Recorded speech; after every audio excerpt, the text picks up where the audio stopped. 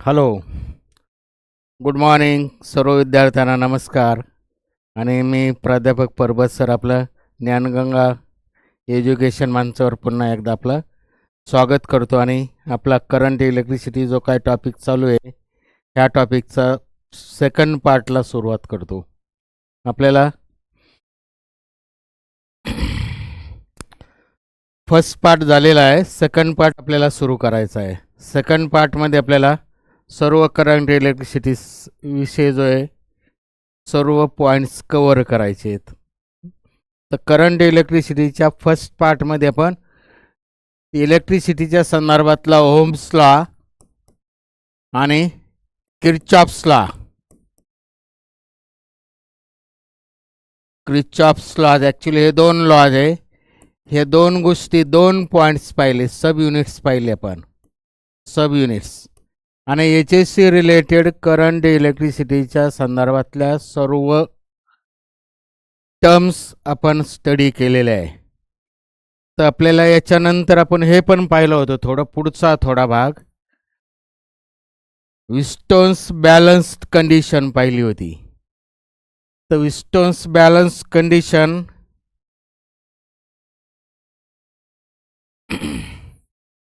त्याच्याशीच रिलेटेड आता पुढं बघायचं आपल्याला.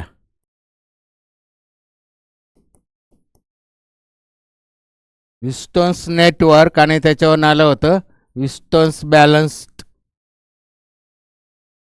नेटवर्क. कसं बॅलन्स्ड होतं, काय होतं, त्यानुसार विस्टोन्स बॅलन्स कंडिशन आली होती.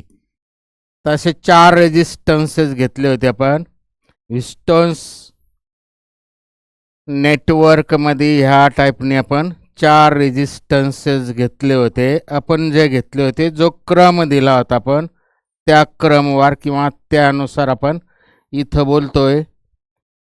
तर हा एक रेजिस्टन्स होता, याला R1 म्हणलं आपण, हा R2 म्हणलं, याला R3 नाही म्हणलं आपण याला R3 म्हणलं होतं आणि याला R4 म्हणलं होतं. आणि दोघांच्या मध्ये इथं ह्या पॉईंटला ABCD हे जे काय 4 पॉईंट्स, आणि दोघांच्या मध्ये B आणि D मध्ये गॅल्व्हनोमीटर जोडला होता आणि A मध्ये आणि C मध्ये आपण बॅटरी जोडली होती. AC मध्ये बॅटरी जोडली होती, प्लस मायनस. याच्यातनं करंट गेला, करंट इथं डिस्ट्रीब्यूट झाला. बाकीचं आपलं काय जास्त परत रिवाइज करण्याची आवश्यकता नाही. हे जर बॅलन्स सर्किट असेल, बॅलन्स्ड कंडिशन काढली होती आपण, काय, हा वरचा आर्म R1/R2 वरच्या आर्ममध्ये जे रेजिस्टन्सेस आहे, ह्या ब्रिजमधल्या upper side of the bridge म्हणा किंवा अप्पर आर्म म्हणा, R1/R2 ह्या रेजिस्टन्सचा रेशो आणि लोअर आर्मच्या रेजिस्टन्सचा रेशो R3/R4 हा रेशो जो तो इक्वल असतो. कधी यालाच बॅलन्स्ड कंडिशन म्हणलं, बॅलन्स्ड कंडिशन. आणि हा रेशो इक्वल कधी येतो, दिस अप्पर आर्मचा रेजिस्टन्सचा ratio is equal to lower आर्मच्या रेजिस्टन्सचा रेशो. याला balance condition, null condition, equipotentiality condition, बरेचसे नावं आहे. आपल्याला बाकी फार त्याचं नावाचं एवढं फार हे नाही. तर हा रेशो जेव्हा इक्वल येतो तेव्हा that bridge is a balanced. आणि बॅलन्स्ड असतं म्हणजेच त्यावेळेस गॅल्व्हनोमीटरमधनं बी कडनं डी कडं किंवा डी कडनं बी कडं, म्हणजेच ह्या डायरेक्शननी from upper to lower, B to D किंवा D to B current flow होत नाही. तेव्हा हे दोन्ही पॉईंट बॅलन्स कंडिशन जेव्हा येते तेव्हा point B and D equipotential points असतात. इक्विपोटेन्शियल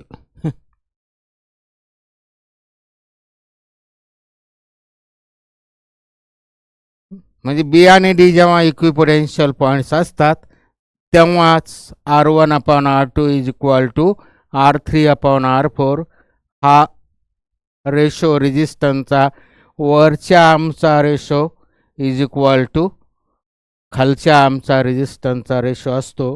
ही बॅलन्स्ड कंडिशन झाली. त्याच्यानंतर आपण पाहिलं मग हे इकडं घेतलं किंवा हे इकडं घेतलं किंवा रेसिप्रोकल घेतलं, मग आपल्याला हा रेशो अनेक प्रकारे लिहिता येईल. आपण याच्या आधीच्या टॉपिकमध्ये पाहिलं. तर इथं आपण एवढंच लक्षात घ्यायचं, हा क्रम लक्षात घ्यायचा आणि त्यानुसार बॅलन्स्ड कंडिशन आली तर तेव्हा हे पॉईंट बी आणि डी इक्विपोटेन्शियल पॉईंट्स असले तरच बॅलन्स कंडिशन येते. आणि मग याच्यावरून आपल्याला पाहिजे तेवढे MCQ सुटतात, पाहिजे तेवढे MCQज. तर ते आपण पुढे MCQजमध्ये सोडवणार आहे. इथं आपल्याला भरपूर घेता येतील, पण आपल्याला इथंच पुढं सरकायचं, आपल्याला इथंच थांबायचं नाही. आपल्याला थिअरी जे आहे ते मेन पॉईंट्स कवर करायचे आहे. त्यामुळं मी इथं फार MCQज घेत नाही. ह्या चारही रेजिस्टन्सचे रेशो म्हणजे हे 4 रेजिस्टन्स आहे. याच्याकडे पाहिलं तर बॅटरीतनं किती करंट जातो, सेल किती करंट ड्रॉज करतं किंवा गॅलॉनोमीटरचा रेजिस्टन्स किती आहे, ह्या बाकीच्या गोष्टीवर हे बॅलन्स कंडिशन अवलंबून नाही. बॅलन्स कंडिशन ह्या 4 रेजिस्टन्सेसवर अवलंबून आहे. आणि ती कधी येते, पॉईंट बी आणि डी जर इक्विपोटेन्शियल पॉईंट्स असतील तर. म्हणजेच बी आणि डी इक्विपोटेन्शियल पॉईंट्स हे विस्टोन्स ब्रिजचं मेन प्रिन्सिपल झालं. Principle that works on this when point B and D are equipotential, there is no flow of the current through the galvanometer. हे त्याचं बेसिक प्रिन्सिपल झालं आणि त्यानुसार ती बॅलन्स कंडिशन येते. तर हे बेसिक प्रिन्सिपल त्यानुसारच हे आली बॅलन्स्ड कंडिशन. त्यामुळं बेसिक प्रिन्सिपल म्हणा किंवा बॅलन्स कंडिशन म्हणा, याचा वापर करून हे विस्टोन्स ब्रिजचे याचा वापर करून आत्ता म्हणजे बॅलन्स कंडिशनचा 3 डिव्हायसेस म्हणा किंवा 3 इन्स्ट्रुमेंट्स तयार केले गेले. 3 इन्स्ट्रुमेंट्स.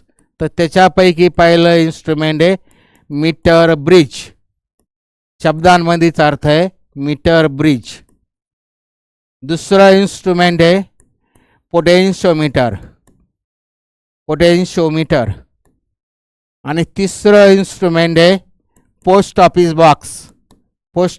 बॉक्स.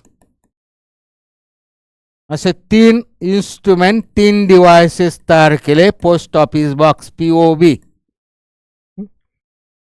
ते तिन्ही डिव्हायसेसचं कन्स्ट्रक्शन आणि त्याचे युजेस बघायचे आपण. का which works on the basic principle of the Wheatstone's bridge किंवा वेगळ्या शब्दात विस्टोन्स बॅलन्स्ड कंडिशन. त्याच्यावर वर्क होणारे 3 डिव्हायसेस आहे. तिघांचं बेसिक तेच आहे बॅलन्स कंडिशन. त्याच्यापैकी आपल्याला हे पोस्ट ऑफिस बॉक्स आपल्या सिलेबसमध्ये नाही आहे, त्यामुळे त्याचं फार जास्त पण सिलेबसमध्ये नाहीच आहे, त्यामुळे त्याचं बोलतच नाही मी.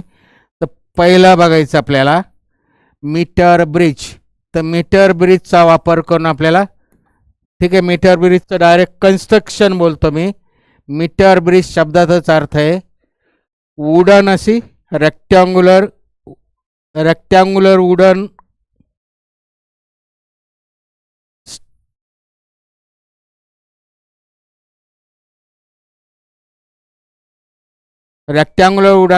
पट्टी घेतलेली आहे आणि त्याच्यावरती इथं 1 मीटरची ती रेक्टँग्युलर वुडन ब्लॉक जो आहे तो दाखवत नाही बसत मी.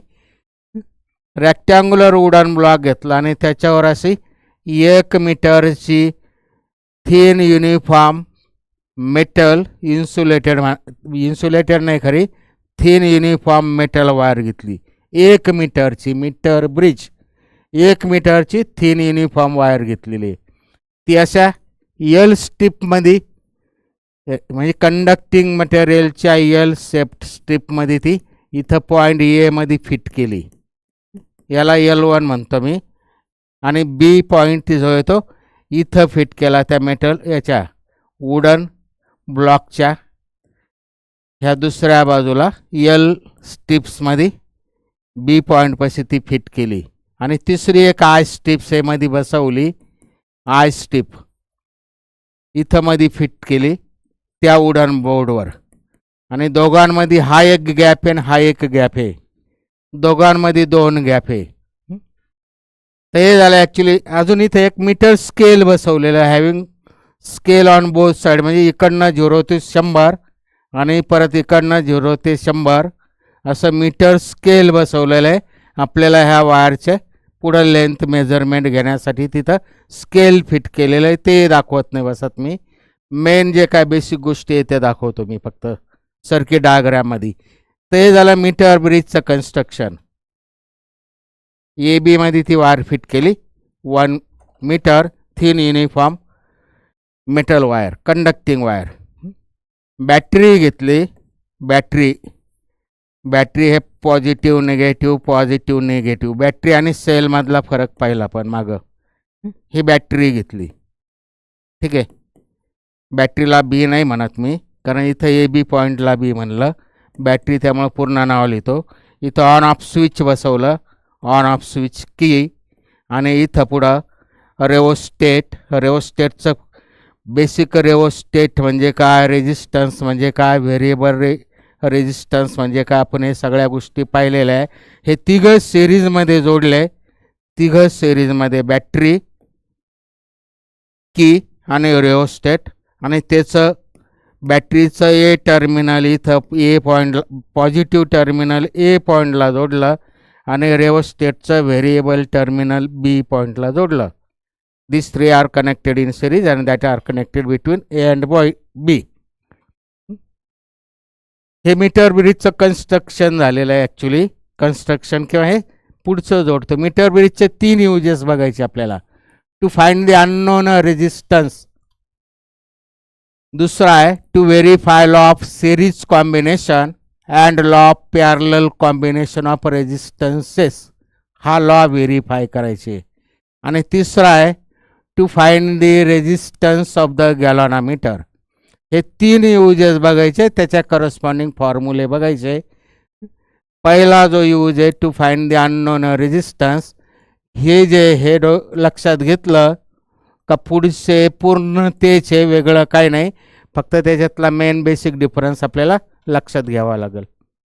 तर हे जे 2 गॅप आहे, इथं कनेक्शन नाही आहे, गॅप, ह्या 2 गॅपमध्ये त्याच्यापैकी एका गॅपमध्ये अननोन रेजिस्टन्स बसवला, मी त्याला एक्स म्हणलं. आणि दुसऱ्या गॅपमध्ये इथं नट बोल्ट आहे, तिथं फिट केला. दुसऱ्या गॅपमध्ये व्हेरिएबल रेजिस्टन्स म्हणजेच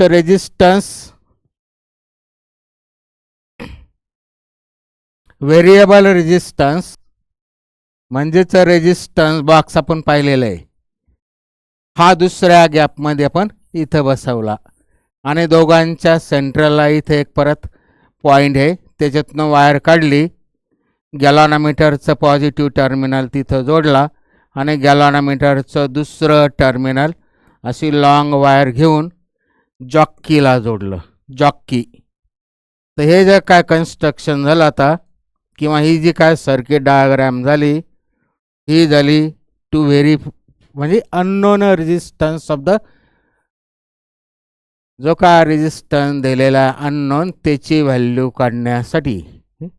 to determine the unknown resistance using galvanometer. याच्यावर भरपूर क्वेश्चन आहे, फॉर्म्युला कसा येतो, काय येतं ते आपल्याला बघायचं, MCQs, आणि ते लक्षात घेतलं का आपल्याला पुढचं पटापट लक्षात येईल. ठीक आहे, आता मी ह्या टाईपने हे तिघं सिरीजमध्ये जोडले. एका गॅपमध्ये अननोन रेजिस्टन्स जोडला, एका गॅपमध्ये रेजिस्टन्स बॉक्स म्हणजेच रेजिस्टन्स बॉक्स व्हेरिएबल रेजिस्टन्स जोडला, का ज्याच्यावर आपल्याला किंमत कळते, आरच्या किमती आपल्याला किती येते कळतात. आणि दोघांच्या सेंटरला जॉक्की जोडली थ्रू द गॅलॉनोमीटर. हे झालं त्याचं कन्स्ट्रक्शन. आता जॉक्की मी इथं वायरवर कुठेही टेकवलं नाही, त्यामुळे इथं हे पूर्ण क्लोज लूप नाही होणार इकडं. ठीक आहे, सर्किट ऑन केलं, की चालू केले, करंट पास झाला, करंट इथं आला, काही करंट इकडं गेला, करंट 2 रस्त्याने डिवाइड झाला. इथं आलेला करंट संपाट AB ह्या वायर थ्रू गेला, आणि काही करंट इकडं ह्या डायरेक्शनने जाऊन, ह्या दुसऱ्या डायरेक्शनने जाऊन नीट बघायचं, करंटचं थोडं बेसिक लक्षात घ्यायचं. इथपर्यंत आला, इथं पुढं कंटिन्यू लूप होत नाही, सर्किट पूर्ण होत नाही, क्लोज लूप होत नाही. हे वायरवर टेकवलेलं नाही, मी जॉकी बाजूला ठेवलेली आहे. त्यामुळं करंट ह्या डायरेक्शनने इथं जात नाही.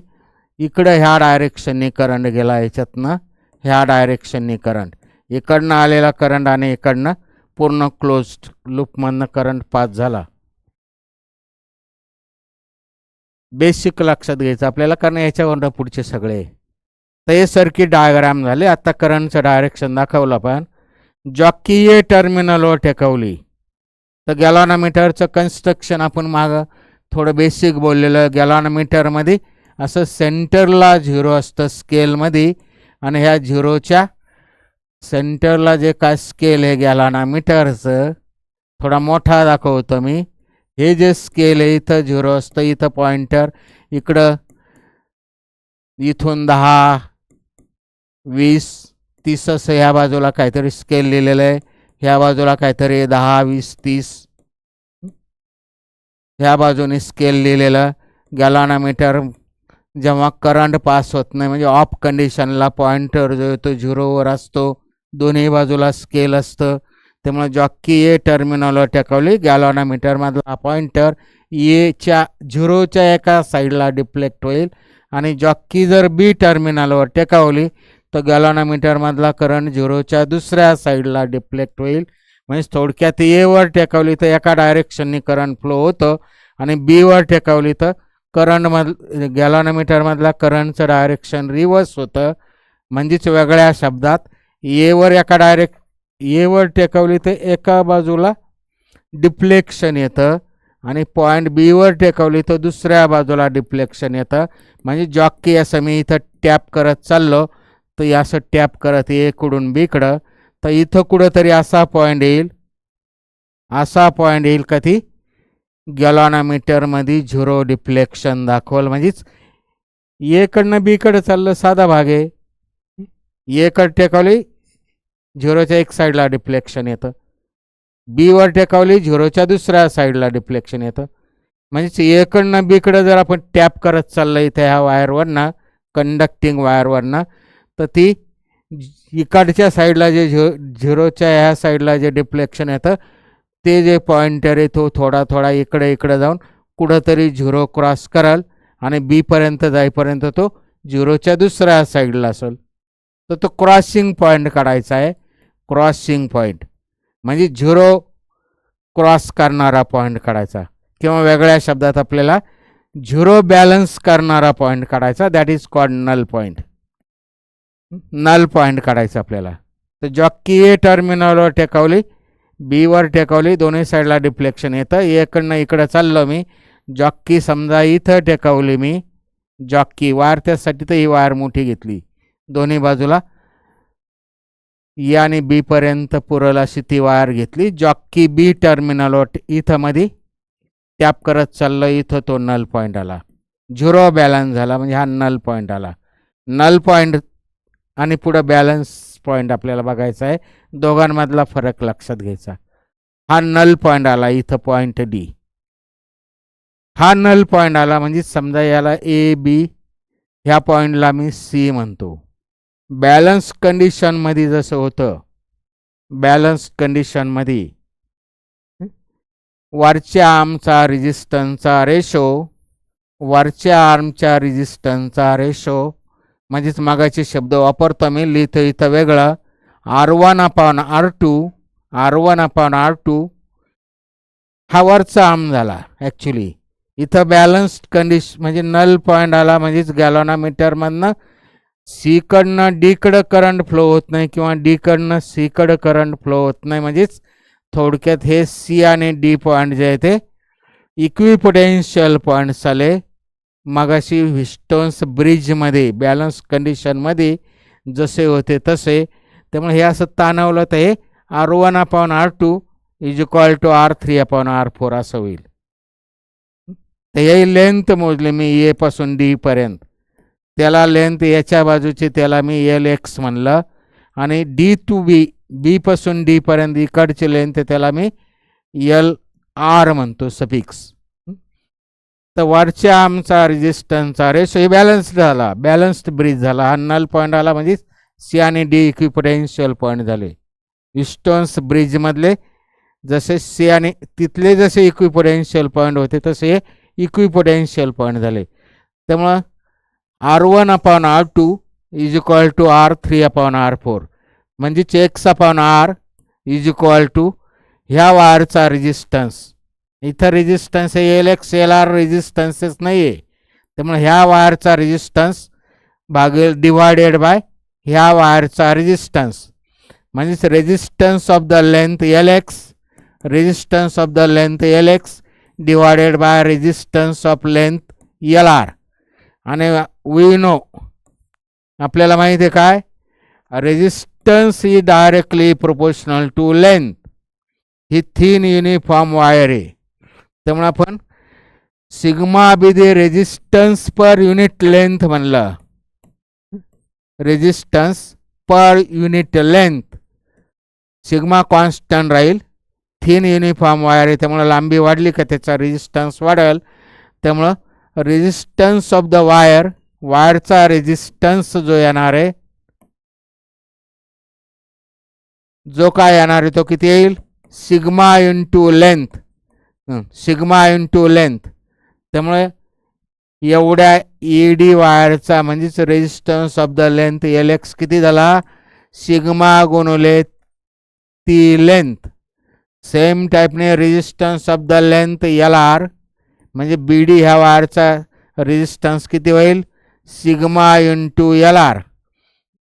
ह्याला ॲक्च्युली रेजिस्टन्स ऑफ द, हा रेजिस्टन्स डिवायडेड बाय हा बरोबर हा रेजिस्टन्स डिवायडेड बाय हा म्हणजेच X divided by R is equal to sigma LX divided by sigma LR.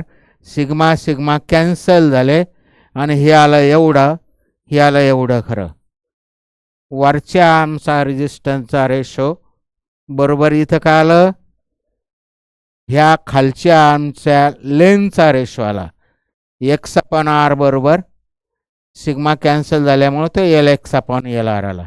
याच्यावरून अननोन रेजिस्टन्स झाला किती, LX/LR.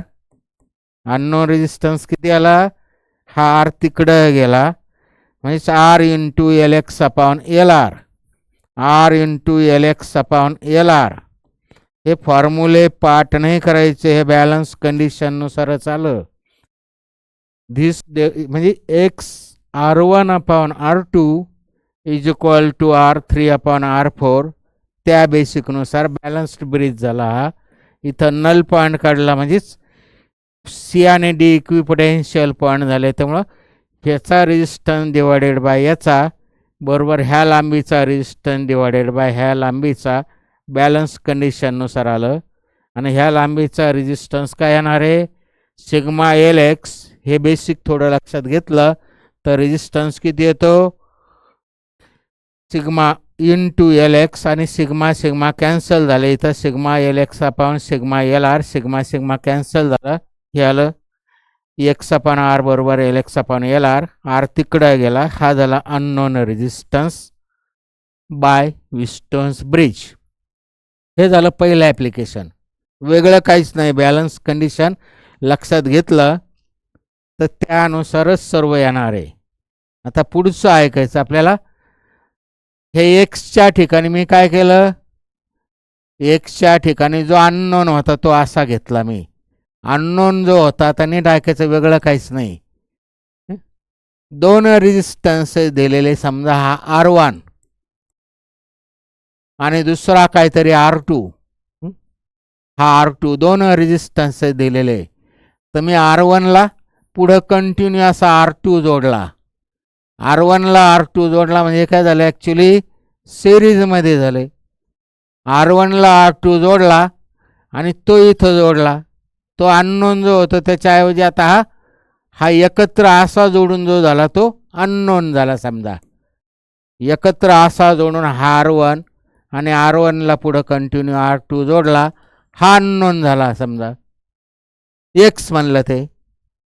तर मग सारखंच झालं. तर सेम प्रोसिजरनी रीडिंग घेतली आपण, नल पॉईंट काढला, याच्या करस्पॉन्डिंग एल एक्स, याच्या करस्पॉन्डिंग एल आर. सेम बेसिकनुसार आता इथं एक्स म्हणजेच काय झाला, अननोन झाला. तो किती झाला, तो जो आहे तो काढला आपण. समजा इथं असे जोडून ते रेजिस्टन्सची व्हॅल्यू आली काहीतरी 15 ओम. ह्या एक्सची किंमत आली काहीतरी, याच्यातून काहीतरी सुटेबल रेजिस्टन्स घ्यायचं असतं. पण समजा हा 10 ओम घेतला, करंट पास केला, सुटेबल रेजिस्टन्स घेतला, नल पॉईंट काढला. नल पॉईंट आला समजा तो 50-50 वरच आला. नल पॉईंट जो आला तो 50-50 वरच आला. नल पॉईंट जो आहे तो सेंटरला आला. समजा सेंटरला हे एल एक्स 50 आलं, एल आर 50 सेंटीमीटर आलं, 50-50 सेंटीमीटर. तर अननोन रेजिस्टन्स इथं किती होईल, हा 10 ओम आणि हे 50/50 एकमेकाला कॅन्सल झाले. अननोन रेजिस्टन्स एक्सची किंमत इथं एक्सपेरिमेंटली एक्सची किंमत आली 10 ओम. हे एक्सची किंमत, हे असे जोडले त्यामुळे त्याला एक्स म्हणण्याऐवजी त्याला मी आर एस म्हणतो. सिरीजमध्ये जोडलेले दोघं म्हणून त्याला आर एस म्हणलं. म्हणजे ह्या आर एस म्हणलं मी, ते एक्सच्या ऐवजी त्याला काय म्हणलं, सिरीजमध्ये जोडलेले, त्यामुळे त्याला मी आर एस म्हणलं. त्यामुळे आर एस म्हणजे सिरीज कॉम्बिनेशनमध्ये जे काय असे जोडले त्याची व्हॅल्यू, त्याचा फॉर्म्युला बेसिक तोच झाला. एक्स अननोन होता, त्याच्याऐवजी हा एकत्र एवढा अननोन आहे, सिरीजमध्ये जोडलं म्हणून त्याला आर एस म्हणलं. त्यामुळे त्याची किंमत जी आली इथं एक्सपेरिमेंटनी म्हणजेच रीडिंग घेऊन जी व्हॅल्यू आली ती आली 10 ओम. 10 ओम ही एक्सपेरिमेंटल व्हॅल्यू आली. आता थेरॉटिकली म्हणजेच फॉर्म्युलेने काय येतं आपण काढलेलं आहे, याच्या आधीच्या फर्स्ट सेक्शनमध्ये फर्स्ट पार्टमध्ये आपण पाहिलं, फॉर्म्युले काढलेले आपण. दोघं सिरीजमध्ये जोडले तर ते किती येतो, हा फॉर्म्युला आहे आपला थेरीमध्ये झालेला, थेरी म्हणा किंवा फॉर्म्युला म्हणा. तर थेरीनुसार म्हणजे फॉर्म्युल्यानुसार असा येतो. समजा आपल्याला R1 जो दिला होता तो 6 ओम असेल आणि R2 समजा 4 ओम असेल, तर फॉर्म्युल्यानुसार तर किती आला, 6 + 4 = 10 आला. फॉर्म्युल्यानुसार तो 10 ओम आला इथं फॉर्म्युल्यानुसार, थेरीनुसार. आणि एक्सपेरिमेंटल व्हॅल्यू काढली आपण एक्सपेरिमेंटने, म्हणजे मीटर ब्रिज वापरून तो जो अननोन होता तो आर एस. एक्सपेरिमेंटनी आपल्याला दोघं सिरीजमध्ये जोडलं तर किती येतो, तो एक्सपेरिमेंटल व्हॅल्यू काढली ती 10 ओम झाली. तर ही एक्सपेरिमेंटल व्हॅल्यू आणि ही फॉर्म्युलेने काढलेली व्हॅल्यू म्हणजे थेरॉटिकल म्हणा किंवा फॉर्म्युला म्हणा, काढलेली व्हॅल्यू जी आहे ती सारखी झाली. म्हणजे law of series combination verified झाला. हा दुसरा यूज झाला, law of series combination verify करणं. किंवा मी असे जोडण्याऐवजी हा अननोन जो आहे दोघं एकत्र घेऊन असे जोडण्याऐवजी मी काय केलं, पॅरललमध्ये जोडलं. दोघं शेजारी शेजारी ठेवून दोघांचे हे 2 टर्मिनल एकत्र करून असं जोडलं.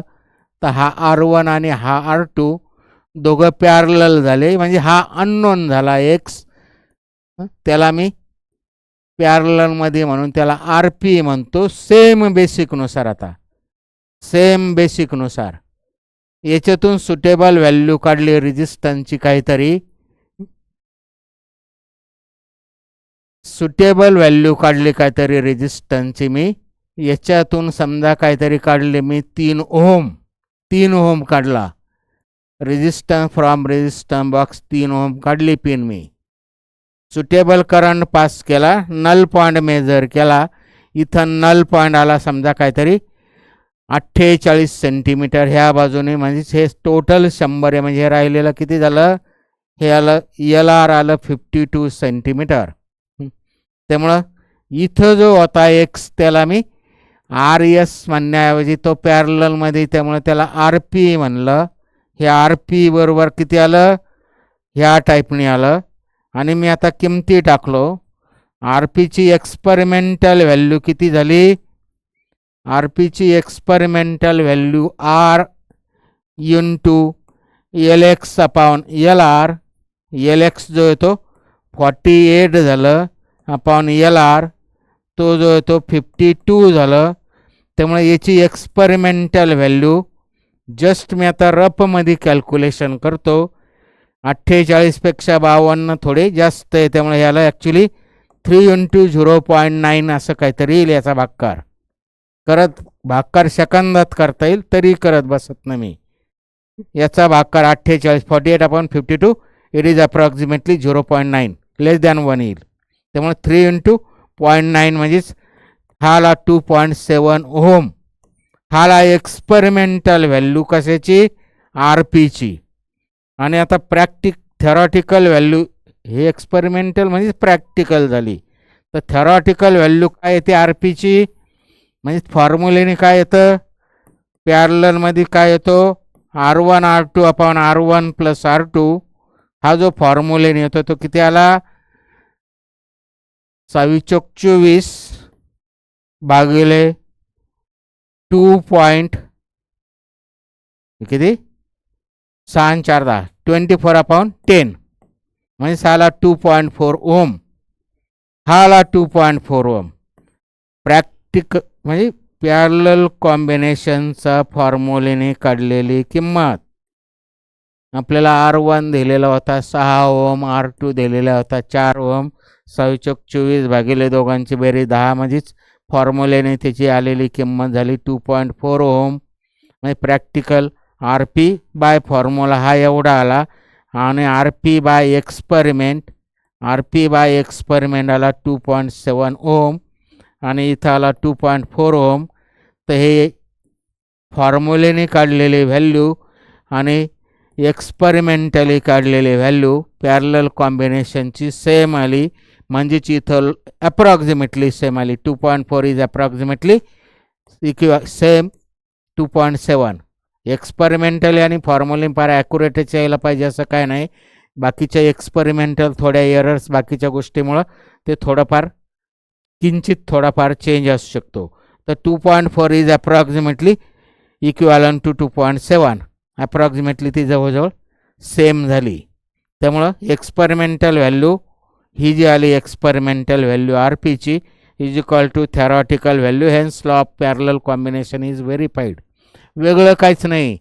एक्स जसा काढला होता तसं दोघं सिरीजमध्ये जोडून तो जो आले होते त्याला अननोन म्हणला, पण तो RS झाला.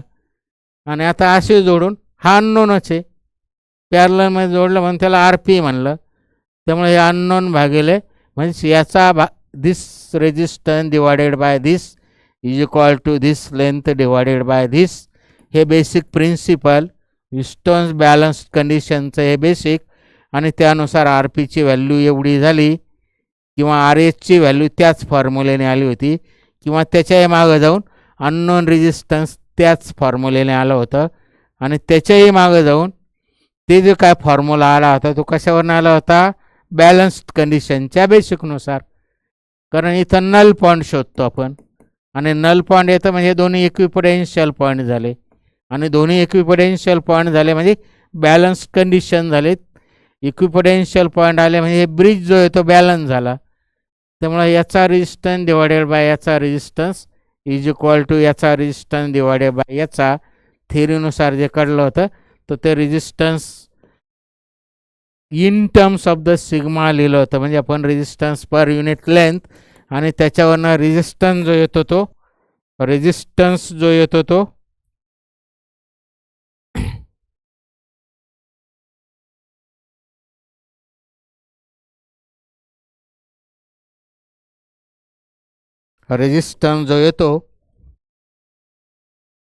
तो in terms of the length आला होता.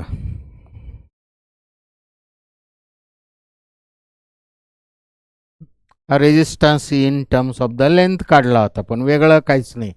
आता त्याचा पुढचा जो यूज येतो to find the resistance of the galvanometer. हे सुद्धा बेसिक त्यानुसाराचे, फक्त किंचित थोडं लक्षात घ्यायचं. To find the resistance of the galvanometer याच्या अगोदर पाहिलं बेसिक इलेक्ट्रॉनिकच्या फर्स्ट पार्टमध्ये. कोणताही सोर्स ऑफ इलेक्ट्रिसिटी असेल, बॅटरी असू पॉवर सप्लाय असू, साधा सेल असू, एनी सोर्स ऑफ इलेक्ट्रिसिटी, त्याला स्वतःचा जो रेजिस्टन्स असतो त्याला इंटरनल रेजिस्टन्स म्हणतात. आणि तो आपण निगेटिव्ह टर्मिनलला छोट्या आरने दाखवतो. इंटरनल रेजिस्टन्स कोणाला असतो? सोर्स ऑफ इलेक्ट्रिसिटी जे काय आहे त्याला असतो. तर इलेक्ट्रॉनिक डिव्हायसेस घेतले समजा गॅलॉनोमीटर, त्यालाही पण त्याचा रेजिस्टन्स आहे, पण त्याला इंटरनल नाही म्हणत. इंटरनल रेजिस्टन्स फक्त सोर्स ऑफ इलेक्ट्रिसिटीचा जो ओन रेजिस्टन्स असतो त्याला इंटरनल रेजिस्टन्स म्हणतात. इतरांचा जो असतो इलेक्ट्रॉनिक्स कंपोनंट किंवा जिथं वायर्स बाकीचं कंडक्टिंग मटेरियल तिथं रेजिस्टन्स येणारच आहे ते कन्स्ट्रक्शनमध्ये. तर गॅलॉनोमीटरच्या कन्स्ट्रक्शनमध्ये वायर्स बाकीच्या गोष्टी आल्यामुळे त्याला रेजिस्टन्स असतो, स्वतःचा रेजिस्टन्स, त्याला इंटरनल नाही म्हणत. इंटरनल फक्त सोर्स ऑफ इलेक्ट्रिसिटीचा जो असतो त्याच्याच याला इंटरनल म्हणतात. आता गॅलॉनोमीटर समजा घेतलं तर त्याचा इंटरनल रेजिस्टन्स नाही येतो, त्याचा ओन रेजिस्टन्स तो जीने दाखवतात. तर आपल्याला गॅलॉनोमीटरचा रेजिस्टन्स काढायचा, त्याचा on resistance. It is not internal. Source of electricity म्हणलं तरच त्याला इंटरनल शब्द वापरता येईल. तर बाकीचं सगळं आहे तसंच, त्याचं कनेक्शन सर्किट डायग्राम सगळं आहे तसंच. फक्त आता हा गॅलॉनोमीटर इथनं मी जॉकीला जो जोडला होता, जॉकी मी डायरेक्ट काय करतो, जॉकी इथं मी डायरेक्ट इथला गॅलॉनोमीटर काढला आणि तो मी इथं जोडला. गॅलॉनोमीटरचा रेजिस्टन्स काढायचा, इथं जो गॅलॉनोमीटर जोडला आता मी पुढे जॉकी जोडली होती, तर इथला गॅलॉनोमीटर काढला आणि डायरेक्ट जॉकी जोडली दिस पॉईंट सीला. बाकीचं काय नाही, सर्किट डायग्राम पूर्ण बेसिक तेच झालं. सर्किट डायग्रामचं बेसिक तेच झालं, सर्व आता तेच झालं, वेगळं काहीच नाही, फक्त नीट ऐकायचं. आता suitable resistance from resistance box काढला, सर्किट ऑन केलं, करंट पास केला, करंट इथं आला, इथं आला, ह्या रस्त्याने गेला, हे पूर्ण क्लोज लूप झाली. इकडं करंट गेला, आता नीट बघायचं, इकडं इथं करंट आला, इथं करंट आला. आता हा गॅलॉनोमीटर जो आहे कंटिन्यू याच्यामध्ये आला, म्हणजे सिरीजमध्ये आला, ह्या डायग्राममध्ये सिरीजमध्ये आला. त्यामुळे इथं गॅलॉनोमीटरमधनं करंट जाणार आहे, त्यामुळे इथं गॅलॉनोमीटर झिरो डिफ्लेक्शन आधीच्या केसमध्ये इथं जोडलेला होता, तेव्हा हे टच नसताना, जॉकी टच नसताना लूप पूर्ण होत नव्हती आणि त्यामुळे इथं गॅलॉनोमीटर होतं तेव्हा त्याच्यातनं करंट जात नव्हता. आत्ता पण गॅलॉनोमीटर काय केला, तिथून काढून इथं जोडला, त्यामुळे आता हा सिरीजमध्ये आला ह्या सर्किटमध्ये.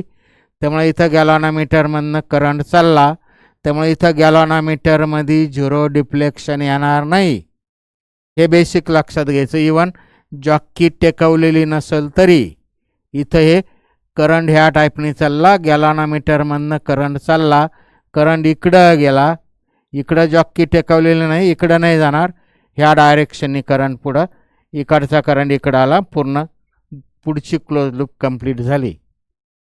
तर इथं जॉकी टच नसताना सुद्धा गॅलॉनोमीटरमधनं करंट जाणार आहे, म्हणजेच गॅलॉनोमीटर शोज सम डिफ्लेक्शन. आधीच्या केसमध्ये इथं गॅलॉनोमीटरमध्ये जोडलेला होता, त्यामुळे जॉकी टच नसताना गॅलॉनोमीटरमध्ये झिरो डिफ्लेक्शन येत होतं. तसं आता इथं नाही येणार, इथं गॅलॉनोमीटरमध्ये काहीतरी डिफ्लेक्शन येईल. त्यामुळे हे आधीच्या सारखं नाही झालं, किंचित फरक झाला. गॅलॉनोमीटर इथून काढून इथं जोडला, सर्किट ऑन केलं, गॅलॉनोमीटरमधनं करंट जाणार आहे, म्हणजेच गॅलॉनोमीटर शोज सम डिफ्लेक्शन, डिफ्लेक्शन दाखवणारे, झिरो डिफ्लेक्शन नाही येणार. तर जे काय गॅलॉनोमीटरमधला पॉइंटर काहीतरी डिफ्लेक्शन दाखवाल, ते जे दाखवलं समजा 10, 20, 30 काय जे दाखवलं त्याला पण इनिशियल डिफ्लेक्शन म्हणलं. काहीतरी दाखवलं 10 डिव्हिजन 5 डिव्हिजन जे काय दाखवलं ते इनिशियल डिफ्लेक्शन म्हणलं, जॉकी टच नसताना. आता सेम बेसिकनुसार जॉकी ए टर्मिनलवर टेकावली तर हे जे काय इनिशियल डिफ्लेक्शन आहे त्याच्या एक साईडला पॉइंटर जाईल, आणि जॉकी बी टर्मिनलवर टेकावली तर इनिशियल डिफ्लेक्शन इथं आपण जे समजा 10 घेतलं त्याच्या अपोजिट म्हणजे दुसऱ्या साईडला गॅलॉनोमीटरचा पॉइंटर डिफ्लेक्ट होईल. म्हणजेच इथं कुठंतरी मगाशी पाहिलं त्यानुसार इथं कुठंतरी 10 क्रॉस करणारा पॉईंट येईल. आधीच्या केसमध्ये 0 क्रॉस करणारा पॉईंट येत होता म्हणजे आपण 0 बॅलन्स करणारा पॉईंट काढला होता. तसा इथं हा समजा आपण इनिशियल डिफ्लेक्शन 10 आलं तर तो 10 क्रॉस करणारा पॉईंट येईल. ए टर्मिनलवर टेकवली 10च्या एक साईडला डिफ्लेक्शन, बी वर टेकवली 10च्या दुसऱ्या साईडला डिफ्लेक्शन, म्हणजे इथं कुठंतरी 10 क्रॉस करणारा पॉईंट येईल. तो पॉईंट शोधला आम्ही सेम प्रोसिजरने मगासारखं जॉकी टॅप करत चाललो तो पॉईंट आला इथं. तर हा पॉईंटला डी पॉईंट म्हणलं. तर मगाचा नल पॉईंट होता 0 बॅलन्स करणारा, तर आत्ताचा नल पॉईंट नाही झाला. इनिशियल डिफ्लेक्शन जे ते काय ते बॅलन्स करणारा, त्यामुळे it is not a null point, it is balancing point. हा difference between null point and balancing point. आधीच्या केसमध्ये नल पॉईंट येत होता 0 बॅलन्स करणारा, हा तसा इनिशियल जे काय डिफ्लेक्शन आहे जे काय येणार आहे ते बॅलन्स करणारा, that is called balancing point. Null point आणि बॅलन्सिंग पॉईंटमध्ये फरक आहे.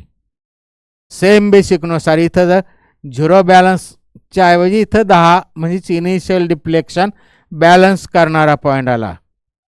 म्हणजे जॉकी टेकावलेली नसताना टच नसताना म्हणजे याच्यातून पूर्ण ह्या याच्यातनं म्हणजे असं इथनं गॅलॉनमीटरमधनं करंट जात नसताना गॅलॉनमीटरमधनं करंट जात नसताना इथं गॅलॉनमीटरमध्ये डिफ्लेक्शन येत होतं.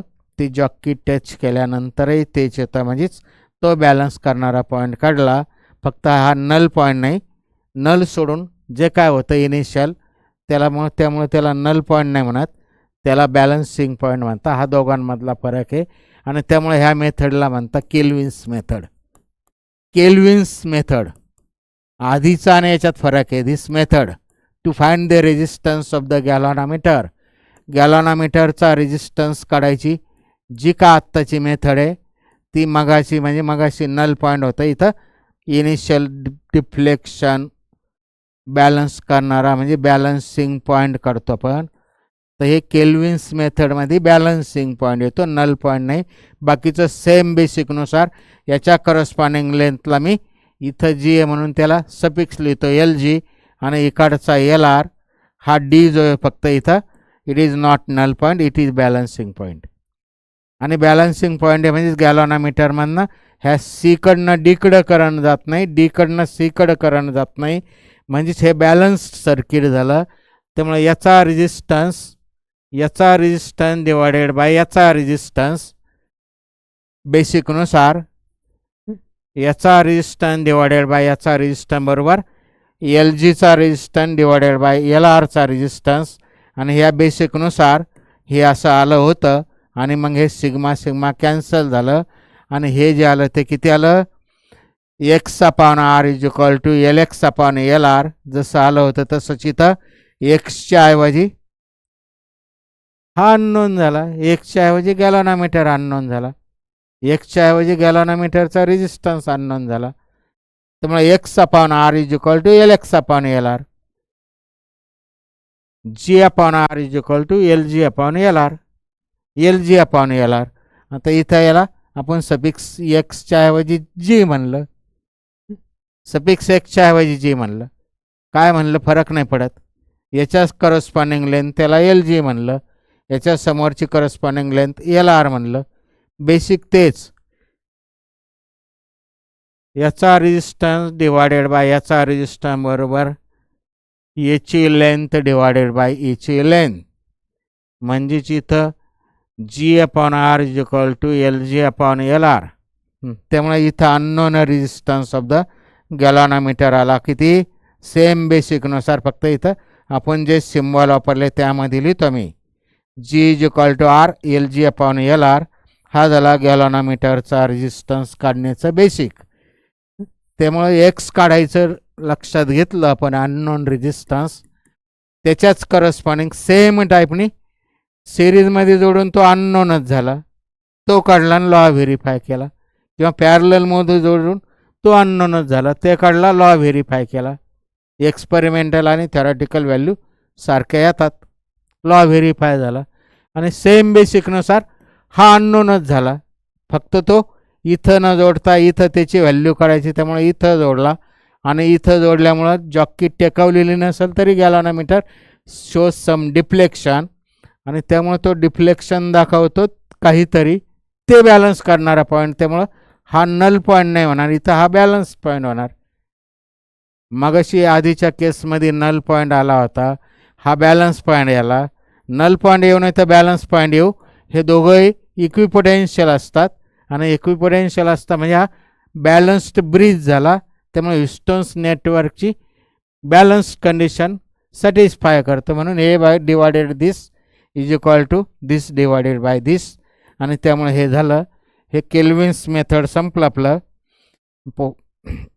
गॅल्व्हनोमीटर जे बाजारात मिळतात त्याचे 100 ओमच्या आसपास, त्याचं म्हणजे मॉडरेट व्हॅल्यूज असते रेजिस्टन्सची. ठीक आहे, आपल्याला पुढचा पॉईंट, पुढचा जो पॉईंट आता गॅल्व्हनोमीटरचं संपलं आपल्या. हे संपलं कोणतं, फर्स्ट म्हणजे मीटर ब्रिज आणि त्याचे युजेस. आता पोटेन्शिओमीटर बघायचं. पोटेन्शिओमीटर हे दुसरं डिव्हाइस आहे, त्याचे युजेस आणि कन्स्ट्रक्शन बघायचं. तर मगाशी जशी 1 मीटर वायर घेतली होती, तशी आता इथं पोटेन्शिओमीटरमध्ये काय केलं, 6 ते 8 मीटर वायर वुडन बोर्डवर फिट केली between point A and B, shown in like this. ह्या टाईपनी ती फिट केली वुडन बोर्डवर. Thin uniform metal wire, conducting wire 6 to 8 meter length is fixed on a wooden board between point A and B. बस हे झालं पोटेन्शिओमीटरचं construction. अशी सरळ नेली तर ती लांब जाईल 7, 8, 10 मीटर.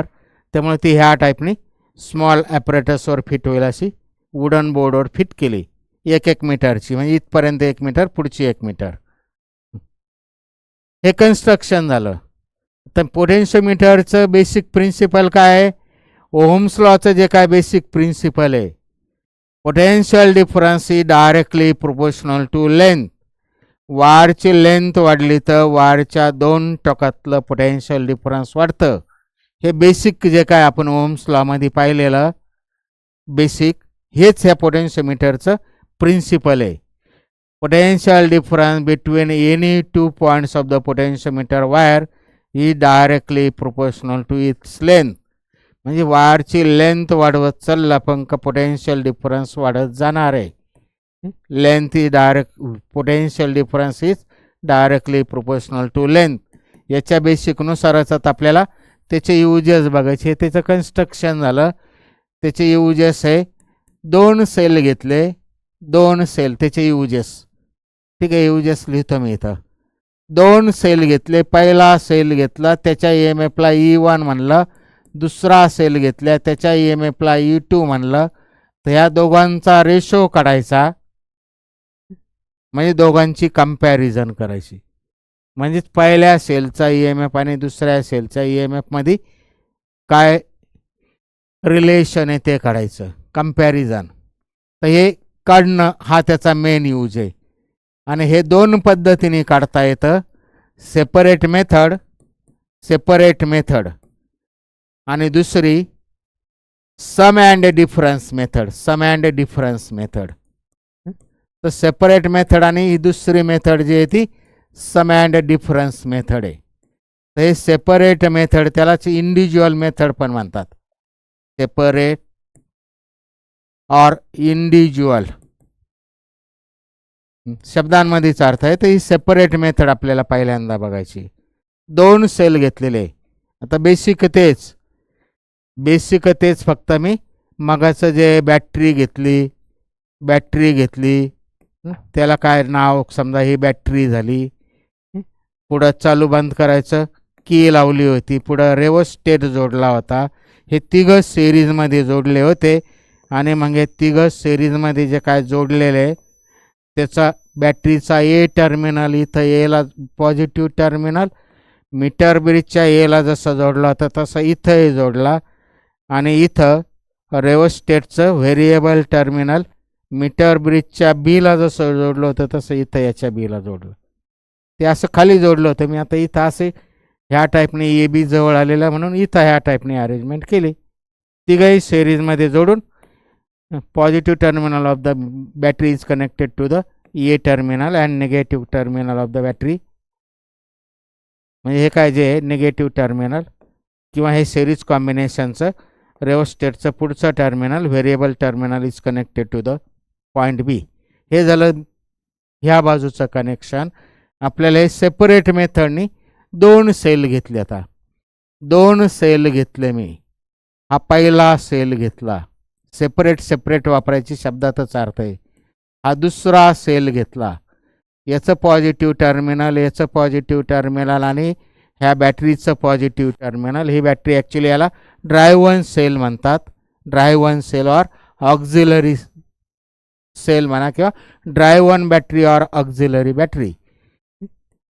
तर याच्या ए टर्मिनलला याचं पॉझिटिव्ह जोडलेलं असतं इकडच्या ऑक्झिलरी बॅटरीचं आणि इकडं जे काय सेल असेल त्याचंही पॉझिटिव्ह इथंच येणार आहे. हे एक पॉईंट लक्षात घ्यायचा. सर्व साध्या गोष्टी आपल्याला पुढं सरकं आहे पटकन. इथं एक काहीतरी स्विच लिहिलं, इथं एक काहीतरी स्विच जोडलं, K1 म्हणलं, ह्या स्विचला K2 म्हणलं. हे दोघं एकत्र केले आणि मगाच्यासारखाच जॉकी जोडली थ्रू द गॅलॉनोमीटर. जॉकी जोडली.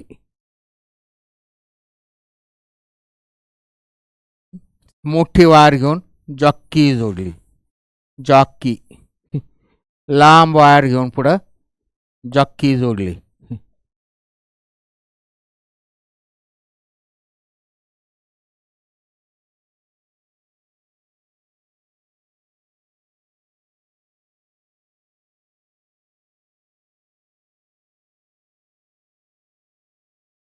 बाजूला ठेवले मी बाजूला. सेम बेसिकनुसार रेओस्टेट ॲडजस्ट करून सुटेबल करंट पास केला. करंट इथं आला, इकडे गेला, परत इथं डिवाइड झाला, इकडे गेला, दोघातूनही जाणार. इकडचा करंट ह्या टाईपनी चालला, ह्या टाईपनी करंट चालला. करंट ह्या टाईपनी पूर्ण लूपमध्ये इकडं गेला. इकडं जॉकी कुठं टेकवलेलं नाही त्यामुळे इकडं करंट गेलेला नाही. अजून इथपर्यंत करंट पुढं गेला नाही. नीट ऐकायचं. आता ऑक्झिलरी बॅटरी जी आहे त्याला ड्राईव्ह वन बॅटरी म्हणतात. तिचा EMF म्हणजे हिचा ओन EMF म्हणजे हिचं पोटेन्शियल इकडं जे काय जोडलेले असतील त्यांच्यापेक्षा जास्तच लागतं. मग इकडं सेपरेट जोडलेलं असू, सममध्ये असू, डिफरन्समध्ये असू, त्यांच्यापेक्षा जास्तच लागतं. त्याचा नेट जो येईल त्याच्यापेक्षा जास्त. ऑक्झिलरी बॅटरीचं पॉझिटिव्ह टर्मिनल एला जोडतात. इकडे जे काय सेल जोडलेले आहे त्यांचंही पॉझिटिव्ह इथं येणार आहे. म्हणजे हे काय साधे प्रिकॉशन आहे ते बोलतो मी. ठीक आहे. सुटेबल करंट पास केला. करंट इथं आला. करंट ह्या इकडनं क्लोज लूप झाली. इथपर्यंत इथं होत नाही. नीट ऐकायचं. आता हे कुठं टच नाही त्यामुळं करंट इकडचा करंट इथपर्यंत आला, याच्यातनं आला. जे काय असेल आता त्यानुसार कोणाचा EMF जास्त E1 का E2 त्यानुसार इथं करंट ह्या डायरेक्शनने जायचं का ह्या डायरेक्शनने ते लक्षात येईल. मग त्यानुसार येणार आहे. तर पहिल्यांदा आपल्याला फक्त E1 मधनं करंट पास करायचं आहे. त्यामुळे हे बटन ऑन केलं, K1 ऑन केला, K2 ऑफ ठेवला. K1 ऑन केला, K2 ऑफ ठेवला, असा करंट फ्लो झाला. इथपर्यंत आला. इकडे पूर्ण क्लोज लूप होत नाही, पुढे गेला नाही. जॉकी सेम बेसिकनुसार ए टर्मिनलवर ठेवली. गॅलॉनोमीटरमध्ये 0च्या एक साईडला डिफ्लेक्शन येईल. बी टर्मिनलवर ठेवली, 0च्या दुसऱ्या साईडला डिफ्लेक्शन येईल.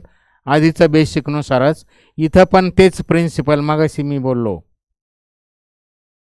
का meter bridge potentiometer works on the balance condition. Wheatstone's balance कंडिशनवर वर्क होतात. त्यामुळे इथं जॉकी ए टर्मिनलवर टेकवली. गॅलॉनोमीटरमध्ये 0च्या एक साईडला डिफ्लेक्शन येईल. बी टर्मिनलवर टेकवली, 0च्या दुसऱ्या साईडला येईल. म्हणजे इथं कुठंतरी हे किती 1 2 3 4 5 6 हे 100 सेंटीमीटर इथपर्यंत म्हणजे ही 6 मीटरची वायर घेतली मी. इथं 6 ते 8 मीटर घ्यावं लागते. कितीही घेतली चालते, इथं 6 मीटर घेतली. जॉकी ए टर्मिनलवर टेकवली, एक साईडला डिफ्लेक्शन येईल 0च्या, बी टर्मिनलवर टेकवली 0च्या दुसऱ्या साईडला, म्हणजे ह्या वायरवर ह्या डायरेक्शनने कुठंतरी नल पॉईंट येईल. नल पॉईंट 0 बॅलन्स करणारा पॉईंट येईल. 0 क्रॉस करणारा म्हणजे थोडक्यात तो बॅलन्स केल्यानंतरच पुढचा क्रॉसिंग पॉईंट येईल. तो 0 बॅलन्स करणारा पॉईंट हाला D1 समजा. हा आला D1. तर मगाशी जसं याच्या अगोदर काढलं होतं तसं आता इथं काय येणार आहे ॲक्च्युली बेसिक ते अनुसारच. तर जेव्हा नल पॉईंट येतो हा D1 आणि हा पॉईंट ए, हा नल म्हणजे हे दोघं काय झाले इक्विपोटेन्शियल पॉईंट झाले, आणि नल पॉईंट आला म्हणजे इक्विपोटेन्शियल पॉईंट आले. हे दोन्ही इक्विपोटेन्शियल पॉईंट झाले. गॅलॉनोमीटरमधनं करंट जात नाही. Galvanometer current does not pass through the गॅलॉनोमीटर.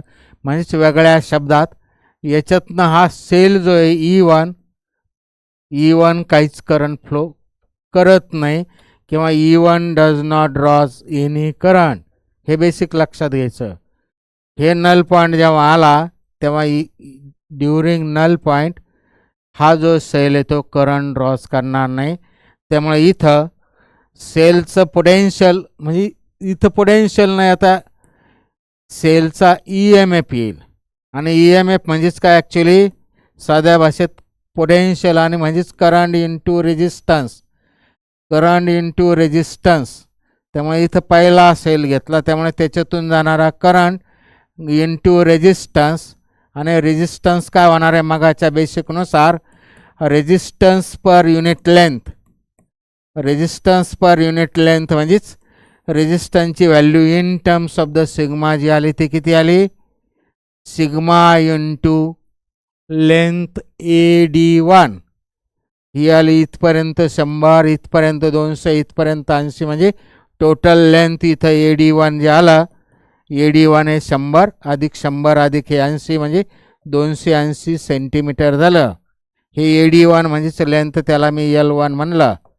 L1 for example बोललो मी 280.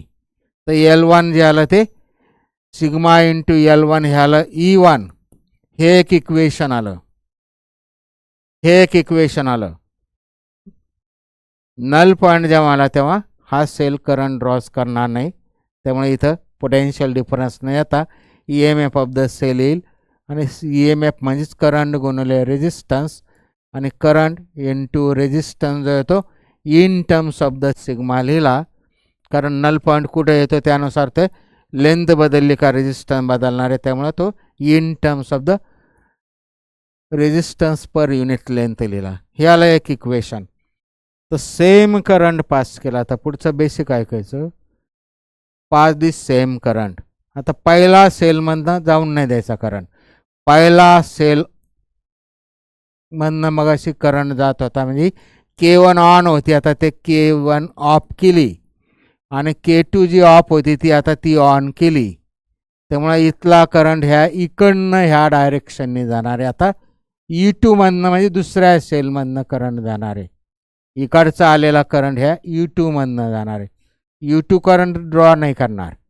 त्यामुळे सेम बेसिकनुसार दुसऱ्या सेलसाठीचं नल पॉईंट काढला मी, तो समजा इथं आला D2.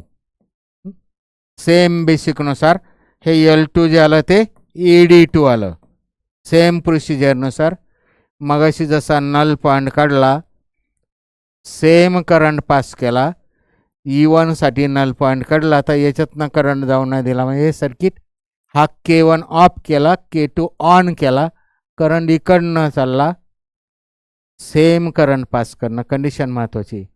सेम करंट मगाशी जो होता तोच करंट ठेवला, आणि दुसऱ्या सेलमधनं करंट पास केला, आणि सेम प्रोसिजरने नल पॉईंट फाइंड आउट केलं. तो आला D2, म्हणजे AD2, त्याला L2 म्हणलं.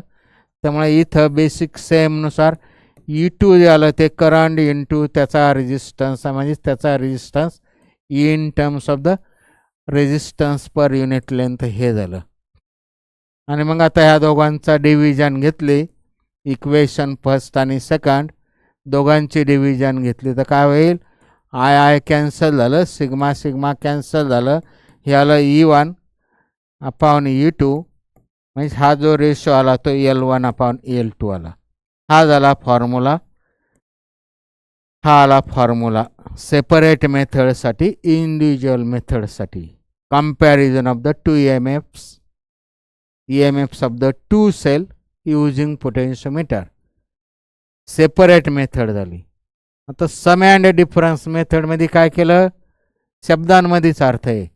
हे सेपरेटच्या ऐवजी काय केलं मी, सम अँड डिफरन्स बाकीचं आहे तेच आता सममध्ये आणि डिफरन्समध्ये काय येतं ते बघतो मी. सम आणि डिफरन्स कशाला म्हणायचं आणि काय येतं ते त्यानुसार बघायचं. आता हे दोन सेल घेतले, समजा हा पॉझिटिव्ह पहिला असेल E1, त्याचं पॉझिटिव्ह त्याचं निगेटिव्ह, आणि दुसरा सेल घेतला E2, पॉझिटिव्ह निगेटिव्ह, क्रमवार एकमेकाला जॉईंट केले. Cells in series, cells in parallel आपण मागं पाहिलं होतं तसे सिरीजमध्ये जोडले. हे दोघं सिरीजमध्ये जोडले तर हे झालं E1 प्लस E2 म्हणजे सम झालं. हे झालं सममध्ये झाले दोन्ही सेल. यालाच म्हणतात assist position. Both cells are in assist.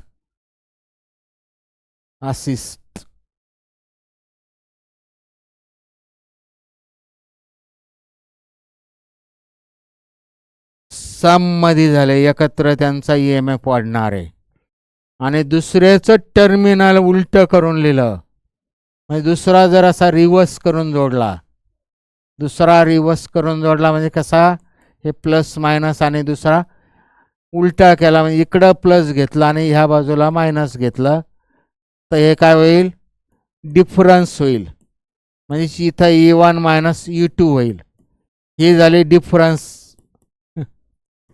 याला रेजिस्ट पोझिशन म्हणतात, शब्दांमध्येच अर्थ आहे रेजिस्ट. डिफरन्स होईल. तर मी एकदा सममध्ये जोडले आणि एकदा डिफरन्समध्ये जोडतोय. तिथं टर्मिनलला आपण पाहिला, मग अशी बोललो मी, पॉझिटिव्हच आलं पाहिजे. त्यामुळे हे सममध्ये जोडले, हे आलं सममध्ये, सममध्ये म्हणजे E1 प्लस E2. आणि पुढं आहे तसं गॅलॉनोमीटर जोडला, गॅलॉनोमीटर पुढं जॉकी जोडली मोठी वायर घेऊन, सेम बेसिकनुसार. आता पुढं सेम टाईपनी मग असे एक E1 जसं आलं होतं तसं आता हे एकत्र असं जोडून सेम टाईपनी नल पॉईंट काढला. तो नल पॉईंट आला समजा इथं AD1 वर. ही करस्पॉन्डिंग लेंथ आली L1. त्यामुळे ते काय झालं, इथं E1च्या ऐवजी फक्त E1च्या ऐवजी हे सममध्ये आले, E1 प्लस E2 आलं. नीट ऐकायचं. आता हे E1 जसं आलं होतं I सिग्मा L1, तसंच आलं सेम बेसिकनुसार. आता हे आलं E1 प्लस E2. E1च्या ऐवजी दोघं असे एकत्र जोडले म्हणून ते E1 सममध्ये जोडले म्हणून ते E1 प्लस E2 झालं. मगासारखंच इक्वेशन एक झालं. आणि सेम टाईपने आता काय केला मी, सेम करंट पास केला. पास दिस सेम करंट. पहिलं समसाठीचं हे आलं बेसिकनुसार I सिग्मा L1.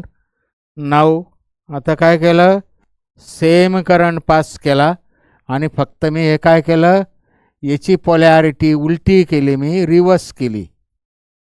दुसऱ्या सेलची पोलॅरिटी जी आहे ती मी इकडं मायनस घेतलं आणि ह्या बाजूला प्लस. त्यामुळे हे सममध्ये नाही आलं. आता हे काय आले, रेजिस्ट पोझिशन म्हणजे डिफरन्समध्ये आले.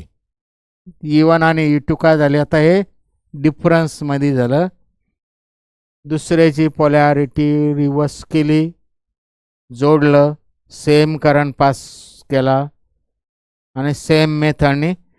आता मी परत नल पॉईंट मोजला, नल पॉईंट कुठे आहे ते फाइंड आउट केला. तो आला D2 वर, मागाच्या सारखं सेम ॲनालॉगस. ते आलं AD2 L2. आणि त्यामुळे इथं पुढचं इक्वेशन आलं, जसं E2 आलं होतं तसं आता हे difference I sigma L2. Same analogous ते आलं I सिग्मा L2. आता इथं दोघांचं डिव्हिजन घेऊन नाही चालणार. मग अशी direct E1 is equal to I sigma L1 येत होतं. U2 is equal to I sigma L2 येत होतं आणि मग दोघांचा रेशो घेतला आय सिग्मा कॅन्सल झाले आणि मग ते L1 अपॉन L2 आलं होतं. ते सिम्प्लिफिकेशनचा भाग होता. मग अशी ते सिम्प्लिफाय होऊन हे डायरेक्ट येत होतं. तसं आता हे एक सामायिक समीकरण आले, सायमल्टेनियस इक्वेशन आले एक्स वायमध्ये जसे असतात तसे E1 आणि U2 मध्ये आले. एक्स वायमध्ये जसे एक सामायिक समीकरण सायमल्टेनियस इक्वेशन असतात तसे हे E1 आणि U2 मधले दोन सायमल्टेनियस इक्वेशन झाले. हे पुढं सॉल्व केलं इलिमिनेशन मेथड वापरून करा, नाही तर कोणती मेथड आपल्याला ते इथं दोघांचं ॲडिशन केलं तर U2 कॅन्सल होईल. E1ची व्हॅल्यू येईल टॉईस. नीट ऐकायचं, आता मी करत बोलतो ते लिहित नाही बसत.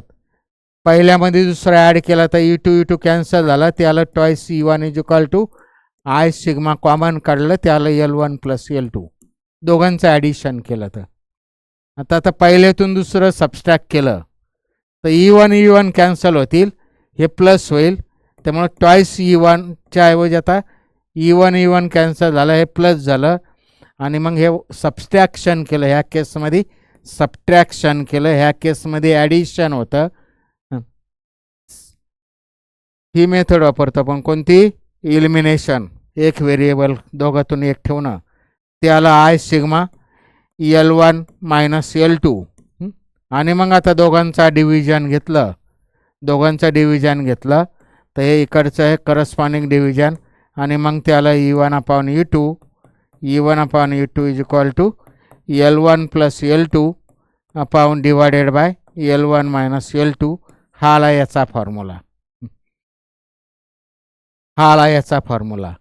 म्हणजे असिस्ट पोझिशनमध्ये म्हणजे सम असिस्ट पोझिशन आणि रेजिस्ट पोझिशन हे दोघं एकत्र आहे. असिस्टमध्ये दोघांची बेरीज झाली होती आणि रेजिस्टमध्ये म्हणजे असिस्टमध्ये जे आलं होतं L1 आणि रेजिस्टमध्ये L2, तर इथं हे आलं खरं ॲक्च्युली. सेपरेट मेथडमध्ये जे येत होतं ते काय येत होतं, दोघांचा डिफरन्स बघायचा. सेपरेट मेथडमध्ये ते येत होतं E1 upon U2 is equal to L1 upon L2. हे सेपरेट मेथड झालं. सेपरेट म्हणजेच इंडिव्हिज्युअल मेथड. आणि सम अँड डिफरन्स ही एकत्र आहे. ही तिसरी मेथड नाही, सम अँड डिफरन्स हे दोघं मिळून एकत्र आहे. त्याच्यामध्ये दोघांचा रेशो जे येतो फॉर्म्युला आत्ता काढला, पण काय येतं आसिस्टमधल्या म्हणजे दोन्ही करस्पॉन्डिंग जे आसिस्ट आणि रेजिस्टमध्ये आपण ज्या लेंथमधल्या त्या लेंथची बेरीज डिवायडेड बाय त्या लेंथची वजाबाकी L1 plus L2 upon L1 minus L2. हा झाले दोघं सेम अँड डिफरन्स मेथडने काढणं किंवा सेपरेट मेथडने EMFची कम्पॅरिझन करणं. आता पुढचं थोडं एक ऐकायचं, त्याचा तिसरा यूज आहे. पोटेन्शियोमीटरचा तिसरा यूज आहे internal resistance of the cell काढणं. सेलचा इंटरनल रेजिस्टन्स निगेटिव्ह टर्मिनलला छोट्या आरने दाखवतात. सोर्स ऑफ इलेक्ट्रिसिटी झाला, त्यामुळे हा टोटल असा झाला. मी हे असं जोडलं, इथं की जोडतं मगाच्या सारखंच.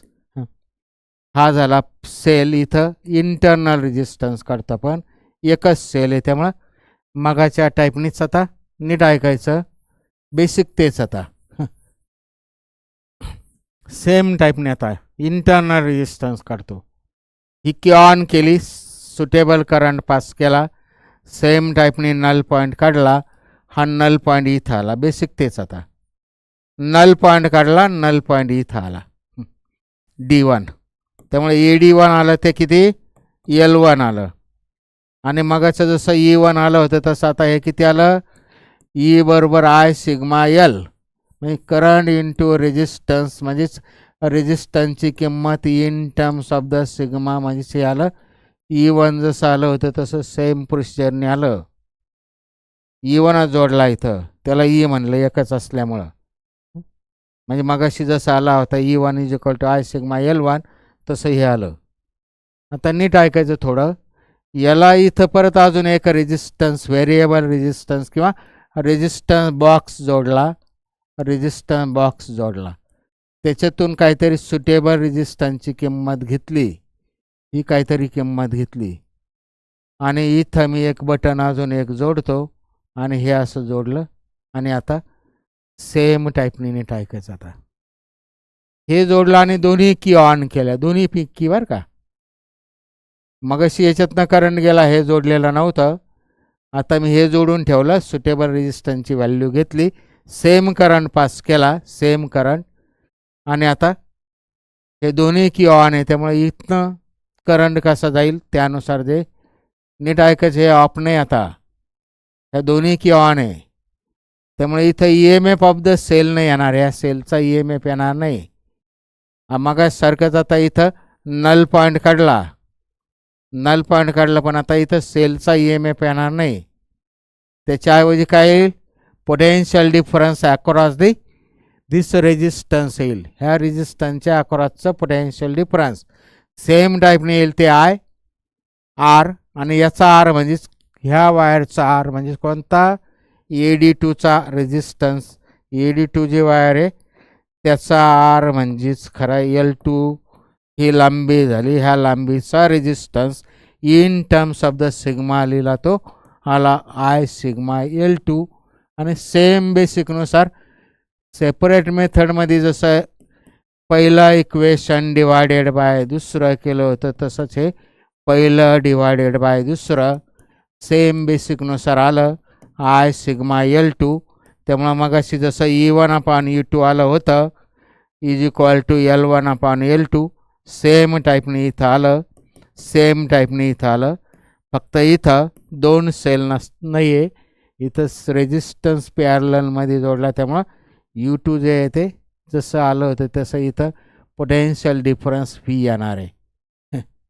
V येणार आहे पोटेन्शियल डिफरन्स, EMF नाही येणार. हे झालं E1/E2 सारखं आलं. आता इथं मी ओम्स लॉ कम्प्लीट एवढ्या लूपसाठी ओम्स लॉ अप्लाय करतो. ओम्स लॉ काय, apply to the complete loop. E is equal to किंवा करंट थ्रू दिस जे काय असेल ह्या लूपमधनं जाणारा current I is equal to E/R plus R. आणि I म्हणजेच काय आलं, I म्हणजेच V is equal to IR. V is equal to IR. त्याच्यावरनं I is equal to V/R. V/R आलं, त्याच्यावरनं I is equal to V/R. V/R. आणि आता मी इथं E/Vची जशी किंमत आहे तशी इथं E/V करतो. E तसाच ठेवला, हा V इकडं घेतला, हा R प्लस R वरती आला, हे आलं total R plus R upon divided by R. हे आलं ओम्सला apply to this loop completely. Complete लूपला अप्लाय केलं ते आलं E/Vची किंमत capital R plus small r divided by small r. आणि इथं पण E/Vची किंमत ही जी का आली ह्या एक्सपेरिमेंटल बेसिकनुसार ती आली L1/L2. ह्या दोन्ही किमती एकमेकात ठेवल्या, एकमेकात ती व्हॅल्यू ठेवली, त्याचं E/V इथं दिसतं आणि इथं E/V दिसतं. त्यामुळे ह्या E/Vची किंमत मी इथं टाकतो याच्यावरनं, ती आली capital R plus small r divided by R. आणि मग ते सरळ केलं म्हणजेच आरने डिवाइड केलं, हे सेपरेट केलं, 1 plus small r upon capital R is equal to L1/L2. त्याच्यावरनं small r divided by capital R, हा 1 तिकडं गेला मायनस झाला, आणि मग हा R पुढं गेला कॅपिटल R, ते आलं small r is equal to divided जो होता तो इकडं आला, हे आलं इंटरनल रेजिस्टन्स ऑफ द सेलचा formula. R is equal to capital R बेसिकनुसार हे दिसतं. स्मॉल r साठी हे सिम्प्लिफाय केलं, दिसतं ते सेपरेट केलं, मायनस तिकडं प्लस 1 तिकडं गेले मायनस झालं, small r upon capital R तिकडं गेला, हे आलं इंटरनल रेजिस्टन्स ऑफ द सेलचा फॉर्म्युला.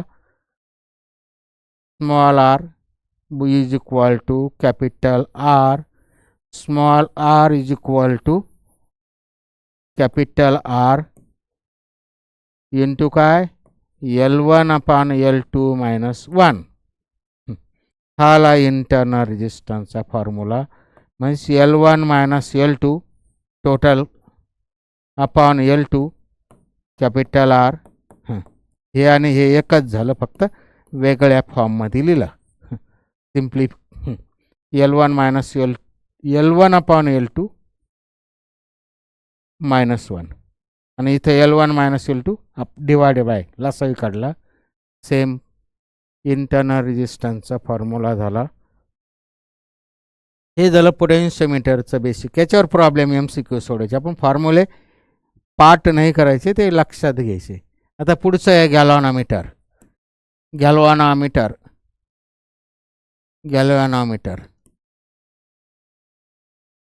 गॅल्व्हॅनोमीटर कसं असतं, काय असतं आपण पाहिलं त्याचं. गॅल्व्हॅनोमीटर कसं आहे, त्याचं स्केल कुठं असतं, काय असतं, त्याचं कन्स्ट्रक्शन आपल्याला वेगळ्या टॉपिकमध्ये बघायचं आहे. तिथं जे काय तेवढा भाग बोलतो मी. गॅल्व्हॅनोमीटर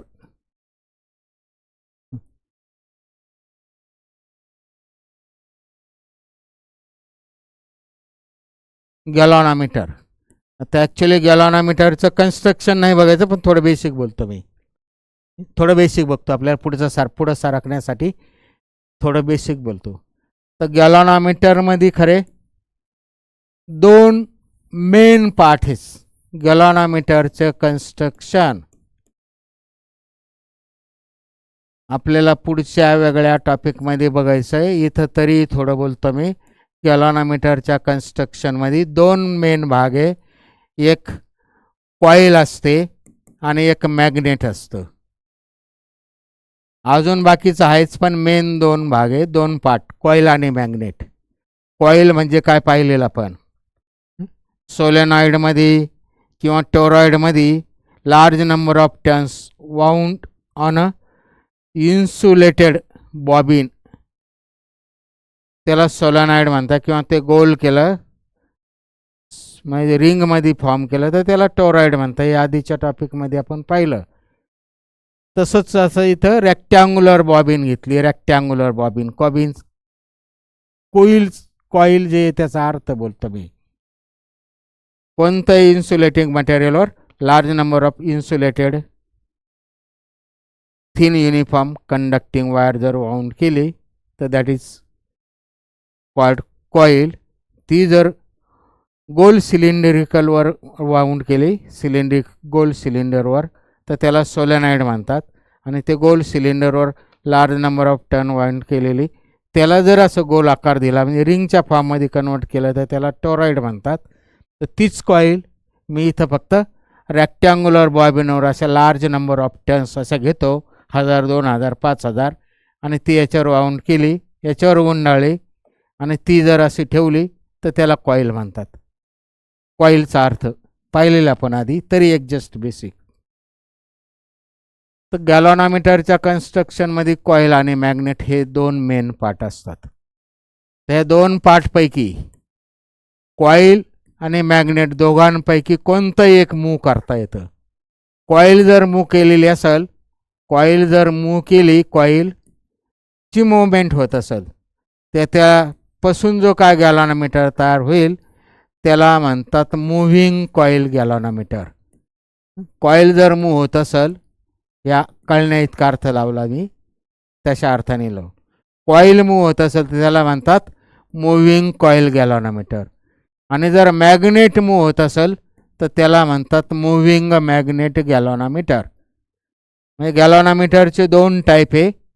कॉईल मूव्ह होत असेल तर that is called moving coil, आणि मॅग्नेट मूव्ह होत असेल तर that is called moving magnet. आता कॉईल मूव्ह करण्याचे परत 2 प्रकारे मूव्ह करता येते. तर आत्ता मी कॉईल बोललो, ती coil having large number of turns, ती जर अशी सस्पेंड करून ठेवली, टांगून ठेवली, लोंबकळती ठेवली, तर हे मूव्हिंग कॉईल जी आहे ती सस्पेंड करून ठेवली तर त्याला म्हणतात suspended type moving coil galvanometer. Suspended शब्दातच आहे, सस्पेंडेड टाईप. आणि ती जर पिव्होट करून ठेवलेली असेल,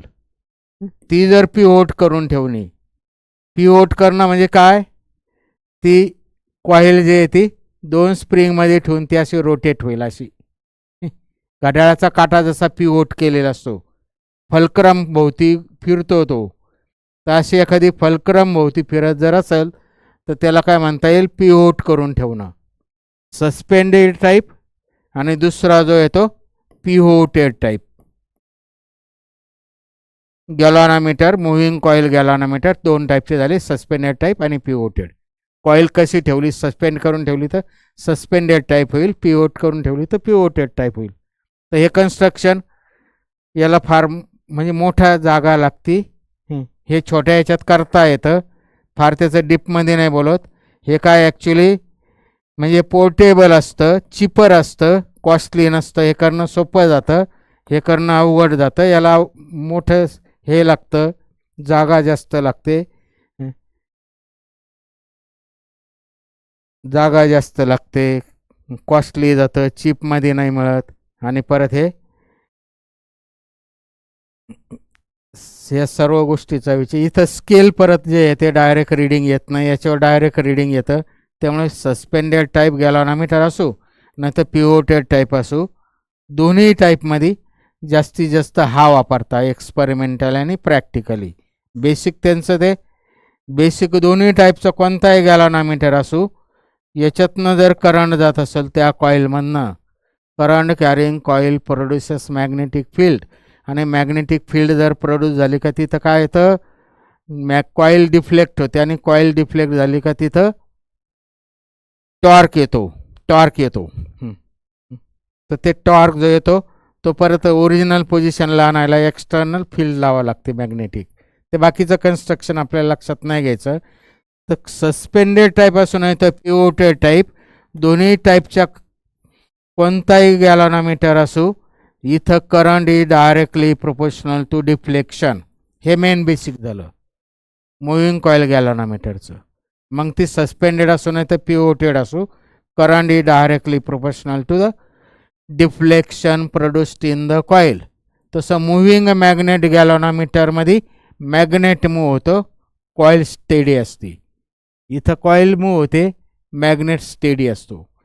तर moving magnet galvanometer MMG, moving magnet galvanometer, त्याच्यामध्ये पण करंट जो आहे तो deflect current through the coil is directly proportional to theta. इथं जसं येतं ह्या दोघांमध्ये तसं इथं current is directly proportional to theta. एवढंच नाही, आता tangent ratio of the theta येतं, tangent of the theta. Current is directly proportional to tangent ratio of the deflection, म्हणजे टॅन थिटा. त्यामुळे ह्या मुव्हिंग मॅग्नेट गॅलॉनोमीटरला टँजंट गॅलॉनोमीटर पण म्हणतात, टँजंट गॅलॉनोमीटर. टँजंट गॅलॉनोमीटरचं सिम्बॉल असं आहे, TG ने असं दाखवतात, प्लस मायनस. आणि साध्या गॅलॉनोमीटरचं आपण याच्या अगोदर कितीतरी वेळेस काढलं.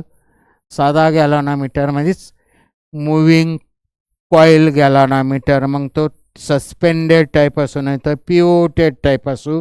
जनरली पिवोटेड जे ते पोर्टेबल आणि कॉस्टली नसल्यामुळं तेच वापरतात. साध्या गॅलॉनोमीटरचं सिम्बॉल असं आहे. तर आपल्याला हे टँजंट गॅलॉनोमीटर्स बेसिक आपल्या थेअरीमध्ये नाही आहे, तरी मी थोडं लक्षात येण्यासाठी थोडं बोललो, कंटिन्युएशन किंवा बेस कळण्यासाठी. याची पुढे ॲक्युरसी काढता येईल, सेन्सिटिव्हिटी काढता येईल. हे आपल्या सिलेबसमध्ये नाही, आपल्याला फक्त एवढंच आहे साधा गॅलॉनोमीटरचं कन्स्ट्रक्शन, ते पण पुढच्या टॉपिकमध्ये. फक्त आता आपल्याला थोडं त्याचा जो भाग आहे तो बघायचा.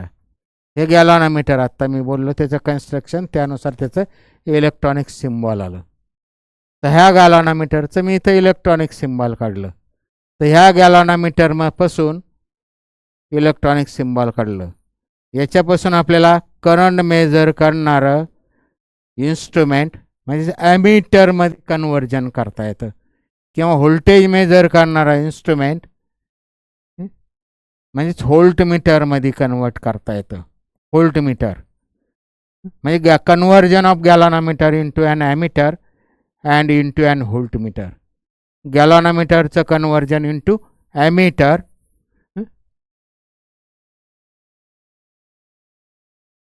सर्व लिहित नाही बसत मी कळण्या इतकं, आणि गॅलॉनोमीटरचं कन्व्हर्जन इंटू व्होल्ट मीटर. हे दोघं बघायचं. बेसिक फार साधं आहे, एका वाक्यात आहे. ॲमीटर जो आहे तो आपण पाहिलं सिरीजमध्ये जोडतात, तो करंट मोजतो. व्होल्ट मीटर पॅरललमध्ये जोडतात, तो व्होल्टेज म्हणजे पोटेन्शियल डिफरन्स मोजतो. तो सिरीजमध्ये का जोडतात, ते पॅरललमध्ये का जोडतात, हे सर्व आपण या टॉपिकच्या सुरुवातीला पाहिलं. तर मी आता गॅलॉनोमीटर घेतला, त्याचं हे इलेक्ट्रॉनिक सिम्बॉल झालं. कॅपिटल जी लिहिला म्हणजे हा गॅलॉनोमीटर. आणि गॅलॉनोमीटरचा रेजिस्टन्स कॅपिटल जीनीच दाखवता. म्हणजे इथं हा कॅपिटल जीचा अर्थ काय, इट इज अ गॅलॉनोमीटर, साधा गॅलॉनोमीटर ज्याचा रेजिस्टन्स कॅपिटल जी आहे, असं दोन्ही अर्थाने तो जी आहे. त्याचं एक टर्मिनल हे पॉझिटिव्ह आहे, हे निगेटिव्ह आहे. गॅलॉनोमीटरचा स्वतःचा रेजिस्टन्स जो आहे तो मॉडरेट असतो, तो 100च्या आसपास आहे. बाजारात 100, 50, 150 ओहम रेजिस्टन्स असणारे गॅलॉनोमीटर मिळतात. आपल्याला ते हा गॅलॉनोमीटर घेतला मी. आता काय करायचं, ॲमीटर सिरीजमध्ये जोडतात. हे जर आपण मागं पाहिलं, सिरीजमध्ये जोडतात करंट मोजण्यासाठी. आणि सिरीजमध्ये जर जोडायचं असेल तर त्याच्यातून कमी अपोजिशन झाले पाहिजे, करंट जास्तीत जास्त गेला पाहिजे, रेजिस्टन्स कमी पाहिजे. आणि रेजिस्टन्स जर कमी असेल तर सगळा जास्तीत जास्त करंट मोजता येईल, सिरीजमध्ये मोजता येईल. आणि म्हणून मग याला असा इथं छोटा रेजिस्टन्स, जे बाजारात गॅलॉनोमीटर आहे त्याला असा स्मॉल रेजिस्टन्स असा जोडला, त्याला पॅरलल. तर हे झालं conversion of the galvanometer into an ammeter. Small resistance पॅरललमध्ये जोडला तर हे झालं conversion of the galvanometer into an ammeter. एवढा फक्त एक्स्ट्रा जोडला. स्मॉल रेजिस्टन्स याची व्हॅल्यू जी आहे त्यात is called shunt resistance is of the very very small value. त्याची जेवढी रेजिस्टन्सची किंमत, एसची किंमत जेवढी छोटी तेवढी त्याची म्हणजे करंट मोजण्याची आपल्याला क्षमता वाढवता येते, रेंज वाढवता येते थोडक्यात. आणि व्होल्टमीटरचं बेसिक काय आहे, व्होल्टमीटर पॅरललमध्ये जोडतात. हे जर बेसिक आपणच पाहिलेलं आहे याच्या आधीच्या टॉपिकमध्ये, फर्स्ट सेक्शनमध्ये सुरुवातीलाच.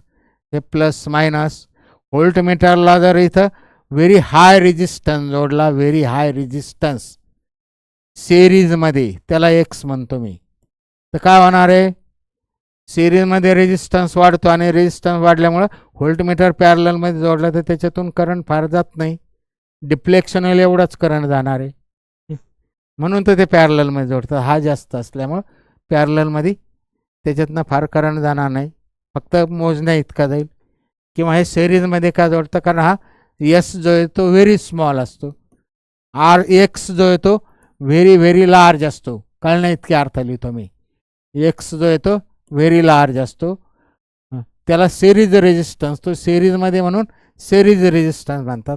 हा पॅरललमध्ये आहे त्यामुळे त्या पॅरलल म्हणा, नाही तर त्याला सेंट नाव आहे, सेंट रेजिस्टन्स. आता हे झालं गॅलॉनोमीटरचं कन्स्ट्रक्शन इंटू ॲमीटर. त्यामुळे हेच याचं इक्विव्हॅलंट सर्किट असं झालं, ॲमीटर प्लस आणि मायनस. म्हणजे एवढंच नसतं करत, म्हणजे असा स्मॉल रेजिस्टन्स पॅरललमध्ये जोडून हे गॅलॉनोमीटरमध्ये जसं 0 येत होतं सेंटरला, इकडं स्केल, तसं स्केल कॅलिब्रेशन असं जोडल्यानंतर स्केल कॅलिब्रेशननुसार मग इथं 0, 10, 20, 30, 40, 50 काय जे असेल त्या रेंजने इथं सेंटरला 0 नाही येणार. स्केल कॅलिब्रेशन त्या पद्धतीने करून कन्व्हर्जन करावं लागेल ते मिली ॲम्पियर किंवा ॲम्पियरमध्ये. हे झालं ॲमीटरमध्ये कन्व्हर्जन. करंट जर ॲम्पियरमध्ये असेल तर ते एने धरतात, मिली ॲमीटर असेल तर ते, किंवा करंट मिली ॲम्पियरमध्ये असेल तर ते एम एने लिहितात.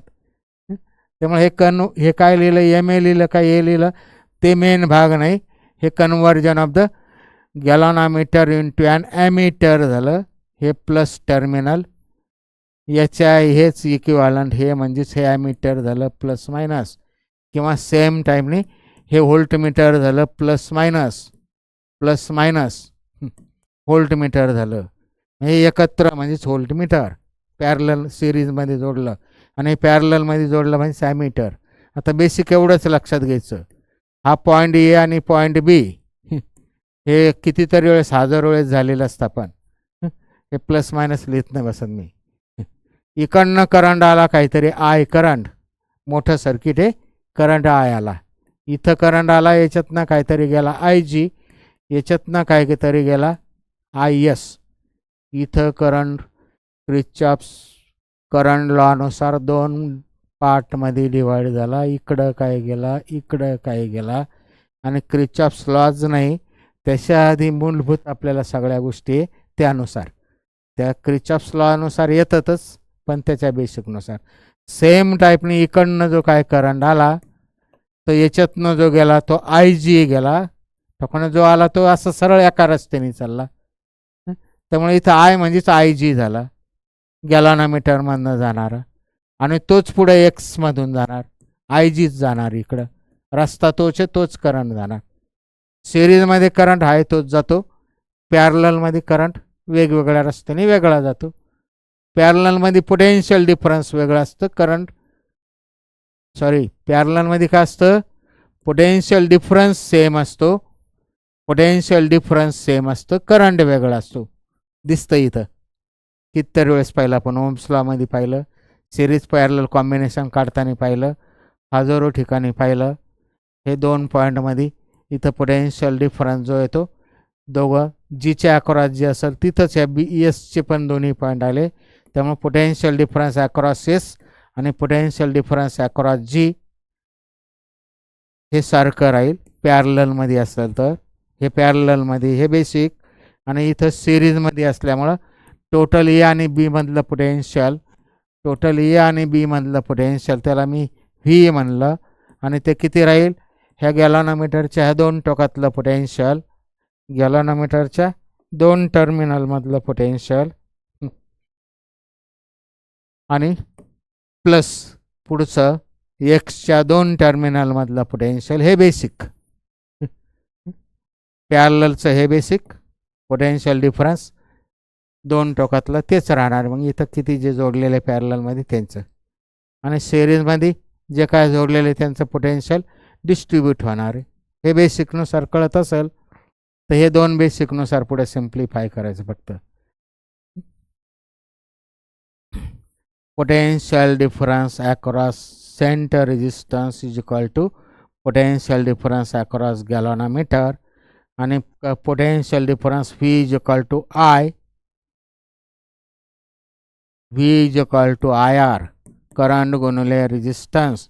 त्यामुळे याच्यातून जाणारा करंट इंटू त्याचा रेजिस्टन्स बरोबर याच्या अक्रॉसचं पोटेन्शियल, म्हणजेच याच्यातून जाणारा करंट इंटू त्याचा रेजिस्टन्स, त्याच्यातनं जाणारा करंट इंटू त्याचा रेजिस्टन्स. गॅलॉनोमीटरचा रेजिस्टन्स आयने दाखवता, हे आलं S is equal to I G upon I S into G. Basic हेच, ते पुढे सरळ लिहिलं फक्त. आणि आय एस म्हणजेच किती होईल, इकडनं आलेला करंट जर आय असेल तर इकडं आय जी गेला तर आय एस किती झाला, 10 ॲम्पियर करंट इकडं 10 मिली ॲम्पियर आला. इथं इकडं 4 गेला तर इकडं 6 जाईल, म्हणजे 10 वजा 4, 10 वजा 4. आय एस किती झालं, तिकडं गेलेला तो आय मधनं वजा.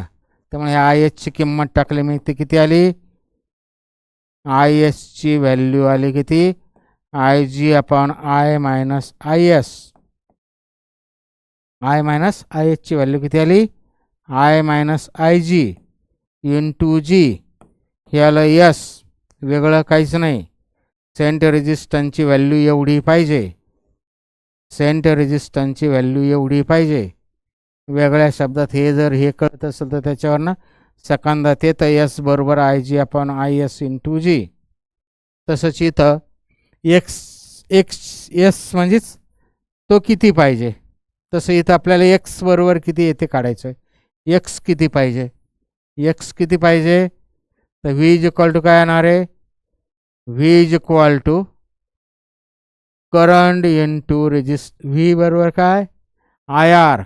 त्यामुळे त्याच्यातनं जाणारा करंट गुणिले त्याचा रेजिस्टन्स अधिक याच्यातनं जाणारा करंट गुणिले त्याचा रेजिस्टन्स, त्याचा रेजिस्टन्स. त्यामुळे हे आय जी कॉमन निघलं, त्याला जी प्लस एस, जी प्लस एक्स म्हणलं पण, व्ही. त्यामुळे एक्ससाठी सरळ केला, हाला व्ही अपॉन, साध्या साध्या स्टेप लिहित नाही बसत मी, हा व्ही अपॉन आय जी इकडे भाग डिव्हिजनला आला, याला जी प्लस एक्स आणि जी इकडं गेला मायनस झालं. त्यामुळे याला X is equal to V upon I G minus G, capital G. याला एक्सची व्हॅल्यू किती पाहिजे, एक्सची व्हॅल्यू किती पाहिजे. बेसिक हे आणि ते बेसिक याच्यावरनं आलं, याच्यावरनं, आणि हे जे काय बेसिक आहे याच्यावरनं आलं. त्यामुळे सिरीजचं बेसिक कळत असेल तर हे लिहिता येतं, पॅरललचं बेसिक कळत असेल तर हे लिहिता येतं, आणि मग त्याच्यावरनं पाहिजे ते इक्वेशन आपल्याला पाहिजे तशा फॉर्ममध्ये लिहिता येतात, पाहिजे तशा फॉर्ममध्ये. तर आता आपल्याला याच्यातला जाणारा करंट समजा हे आलं एस बरोबर एवढं, एस बरोबर एवढं आलं. इथं लिहितो आपल्यासाठी एस बरोबर किती आलं, I G upon I minus I G into capital G. आता मला रेंज जर याची आत्ताची रेंज काय असेल, ती रेंज मला n टाइम्स करायची असेल, रेंज जर 10 पट करायची असेल तर इथनं येणारा करंट किती, तो घुसणारा करंट जर याच्यातून n टाइम्स म्हणजे आयच्या ठिकाणी n टाइम्स आय जी होत असेल, येणारा करंट जर तुम्ही n टाइम्स केला म्हणजे येणारा जो करंट येतो गॅलॉनोमीटरमधनं जाणारा करंट जर n टाइम झाला तर आयच्या ठिकाणी थोडक्यात एन आय जी झालं तर n टाइम्स रेंज वाढेल. त्यामुळे आयच्या ठिकाणी मी इथं एन आय जी लिहिलं, इथं आयच्या ठिकाणी इथं काय लिहिलं एन आय जी कॉमन निघले, आय जी कॉमन निघून कॅन्सल झाले, S is equal to I G common निघाला वरती खाली वरचा एकमेकाला कॅन्सल झाले, शिल्लक राहिलं n-1 इंटू जी, म्हणजे चालं हे ते जी अपॉन n-1. त्याची रेंज डबल, एनची किंमत 2 घेतली तर रेंज डबल होईल, एनची किंमत 10 घेतली तर रेंज 10 पट होईल. ठीक आहे, एनची किंमत वेगवेगळी घेतली, ही आली त्याची रेंज. याची रेंज वाढवायची म्हणजेच ॲमीटरची रेंज वाढवायची, म्हणजे ॲमीटरने जास्तीत जास्त आपल्याला करंट मोजता आला पाहिजे, ती रेंज वाढवायची. करंट वाढवायचा म्हणजेच काय करायचं, त्याच्यातनं मोजणारा करंट वाढवायचा. वेगळ्या शब्दात जर कळत असेल तर ॲमीटरमधनं जाणारा करंट जास्त वाढवायचा, आणि तो जास्त वाढवला तर याची व्हॅल्यू कमी करावं लागेल. हा जेवढा कमी होईल पॅरललमध्ये, हा जेवढा कमी होईल त्याचा नेट पॅरलल रेजिस्टन्स जो येणार आहे तो किती येणार आहे, याच्याहीपेक्षा कमी येतो. हे बेसिक कळत असेल, नेट पॅरलल रेजिस्टन्स किती येतो, जो छोटा आहे त्याच्यातल्या छोट्याहीपेक्षा कमी येतो हे कळत असेल तर त्याची रेंज वाढेल. त्यामुळे याची व्हॅल्यू जेवढी जेवढी कमी होईल त्या पटीत त्याची रेंज वाढेल. याची व्हॅल्यू कमी होऊन राहिली, इथं n टाइम्स रेंज करायचे. सेम टाईपने आता इथं सेम टाईपने इथं तर हा आय जी जो आहे एक्सची व्हॅल्यू ही जी आली, आता इथं याच्यातनं जाणारा करंट n टाइम झाला म्हणजे एन आय जी झाला, करंट एन आय जी झाला. याच्यातनं गॅलॉनोमीटरमध्ये जाणारा करंट n पट वाढला तर रेंज वाढणार आहे तेवढ्या टाईप. त्यामुळे इथं व्हीची किंमत इथं आय जी कुठं दिसना, म्हणजे किंवा आय बरोबर एन आय झालं पाहिजे, एन आय जी. तर इथं आपल्याला व्हीची किंमत व्ही काय झाला पाहिजे, मग कोणा याच्यातून जाणारं याच्या अक्रॉसचं पोटेन्शियल जे येतं टोटल व्ही जर एन व्ही जी झालं, व्ही एन व्ही जी झालं म्हणजे व्ही एन इंटू व्होल्टेज बरोबर करंट इंटू रेजिस्टन्स. म्हणजे ह्या व्हीची किंमत N I G into G ठेवली इथं, ह्या व्हीची किंमत N I G into G ठेवली तर त्याची रेंज काढता येईल आपल्याला, N I G into G पुढचा मायनस जी तसाच एवढ्याला divided by I G cancel झालं. त्यामुळे एक्स जो आला तो किती येणार आहे, जी कॉमन निघाला तो आला n-1. ही आली एक्सची त्या पटीत व्हॅल्यू वाढेल.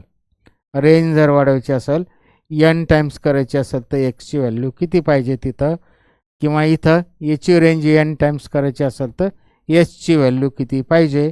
दोघांमधला फरक बघायचा. इथं g डिवायडेड बाय n-1 आलं, इथं g इंटू n-1 आलं, कॅपिटल एक्स बरोबर. इथं कॅपिटल एस. असं कितीतरी टाईपने लिहिता येईल, असे अनेक इक्वेशन लिहिता येईल. आपण त्यावेळेस ते इक्वेशन काढणार आहे प्रॉब्लेम सोडवताना. तर आपला हा टॉपिकची थेरी म्हणजे सेक्शन सेकंड दुसरा पार्ट आपला करंट इलेक्ट्रिसिटीचा फर्स्ट पार्ट आणि हा सेकंड पार्ट, असं दोन्ही आपलं आहे ते कमीत कमी वेळेत आपण संपवण्याचा प्रयत्न केला. आणि पुढच्या थर्ड पार्टमध्ये आपल्याला त्याचे MCQs होतील. तर थर्ड पार्ट सोडवताना आपल्याला हे सगळे थिअरी लक्षात घ्यावं लागते, फॉर्म्युले लक्षात नाही. फिजिक्सचं कोणतेही MCQ सोडवताना किंवा त्या टॉपिकचे आपण जे काय MCQ सोडवतं त्यावेळेस त्या टॉपिकचं पूर्ण थेरी आपल्याला मेमराईज करावं लागते, मेमरायझेशन करावं लागतं, रिकॉल करावं लागतं ती सगळी, आणि मगच ते प्रॉब्लेम सुटत असतात.